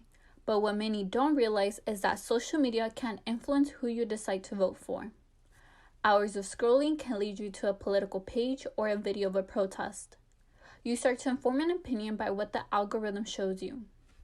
The joke is that instead of voters picking their politicians, politicians are picking their voters. Everyone uses social media. It is easy for information and disinformation to be passed around. Maybe I wouldn't be here if it wasn't for Twitter. Should I keep the Twitter going or not? Keep it going? You are able to keep up with the candidates and see what they are up to more easily. Others voice their opinions loudly, which can make you second guess yours. I think what you're seeing is not Facebook choosing the news. Social platforms like Reddit, Facebook, Twitter, the users are choosing the news, and what the internet gives you now and these platforms gives you is the ability to choose what you hear and with whom you discuss. Social media does not depict a political party correctly. A running candidate that is a Democrat is probably different to what the internet would describe a Democrat to be. Social media has changed the way Americans interact with the president, the way people around the world interact with the president. We no longer only see him through sort of formal set speeches on television or interviews or news conferences, but you see his personal thoughts in real time. Pollings and surveys can conclude one thing, but the real outcome will most likely be different. It is important that we realize these simple misunderstandings and we follow the news more closely to see what an actual candidate is for and against. What technology does and has done for 30 years is remove the role of gatekeepers and intermediaries. Stephanie Molina, Texas News Channel. Well, this has been a crazy night, and I know that I am exhausted from looking at all these numbers and results, as I'm sure both you, Joseph, and Cassidy are. My eyes are about to burn out. So before we say goodnight, we are just going to talk about what some of this all means and what we have to look forward to in the coming days. So I just want to start it off by saying by looking at some of the national races from across the nation, some of the battleground states that we had highlighted. Looking first at Alabama, Doug Jones does look like he will hold on to his seat in the Senate. Actually, excuse me, I misspoke. Tommy Tuberville looks like he was projected to win and take that seat, and it looks like he has taken that in Alabama as a Republican candidate. As for the U.S. Senate seat in Arizona, Mark Kelly, as predicted, is leading Martha McSally and looks like he will swing that Senate seat into his favor and into the Democratic Party's pocket. As for Colorado, John Hickenlooper is leading Cory Gardner, which once again, this is actually somewhat of an upset.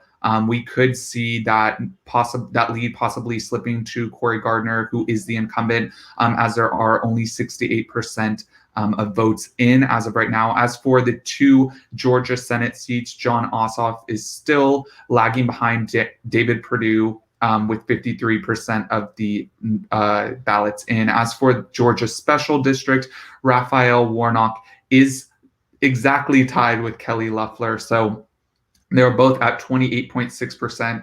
And a little note on why this one specifically is so low is because in the Georgia Special Senate race, there are multiple candidates, not just running within the Republican and Democrat Party. So there are multiple candidates that are being voted for. These two just happen to be the ones that are leading the polls.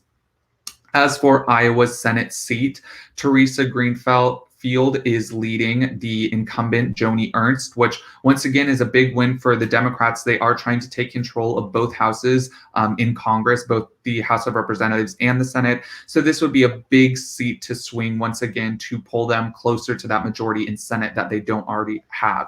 As for Maine, Sarah Gideon is trailing behind Susan Collins by a significant margin, but only 13% of votes are in, so that number isn't truly reliable. We could see that swing in Sarah Gideon's favor later on. It was predicted to go in her favor at the beginning and the Democratic Party.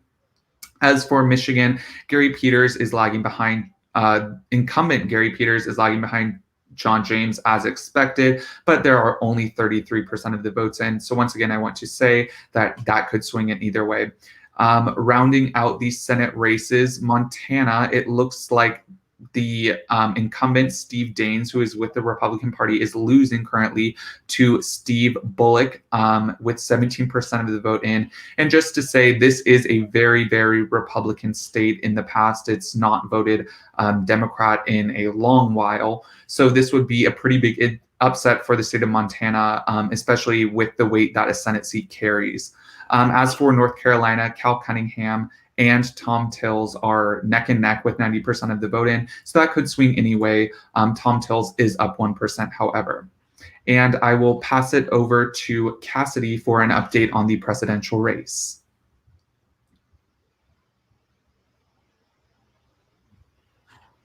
Cassidy, I think you're muted. Sorry. Thank you so much for letting me know.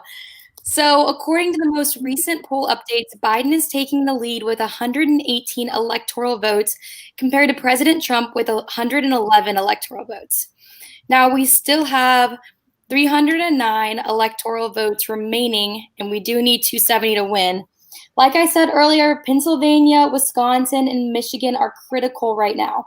Polls have shown that Trump is up in Wisconsin, but after Milwaukee reports at 5 a.m., we really won't know. We're not going to know by tonight. We probably won't know by tomorrow these results until Pennsylvania's 20 electoral votes are awarded. We won't. So I guess we'll stay tuned. I'm going to go ahead and pass it off. So here in Texas, most of the polls are already closing by now. We already know that John Cornyn has won over MJ Hager. Yeah, I mean, I think we have a wrap on what Texas is going to be, and it's pretty much all I can really say on that. Yeah, and just some final words on the elections. The different districts within that are all reported come in at different times. So numbers that we are reporting may just come from Republican skewed districts in a state as opposed to Democrat or vice versa. So a lot of this election is still up for grabs. These mail-in ballots, are no doubt extending the length that this race will be reported, and there will be a lot of uncertainty going forward. So I do want to say, keep up to date with the news. There is probably going to be a lot of updates and turmoil throughout the rest of this election, which who knows how long it could last.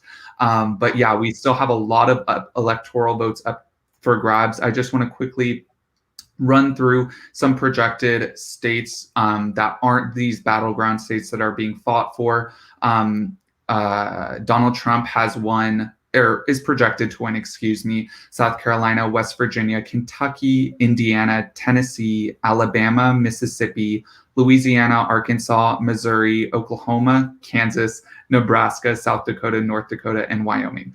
I know that's a lot of states, but these are always voting, or have always been voting red in the past 5 to 6 elections. So there was no shock there. As for the blue states that have voted blue, tried and true, and are looking to do the same: Massachusetts, Vermont, Connecticut, Rhode Island, New York, New Jersey, Delaware, Maryland, Virginia, Illinois, Colorado, and New Mexico. So that is all to say that those states are the only ones set in stone.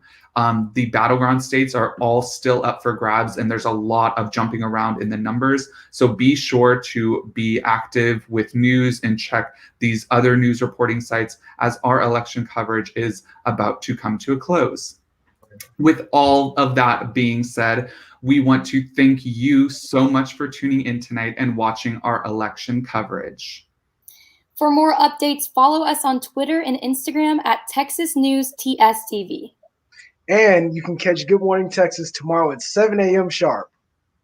And from all of us here at TSTV News, good night, and we will see you next week.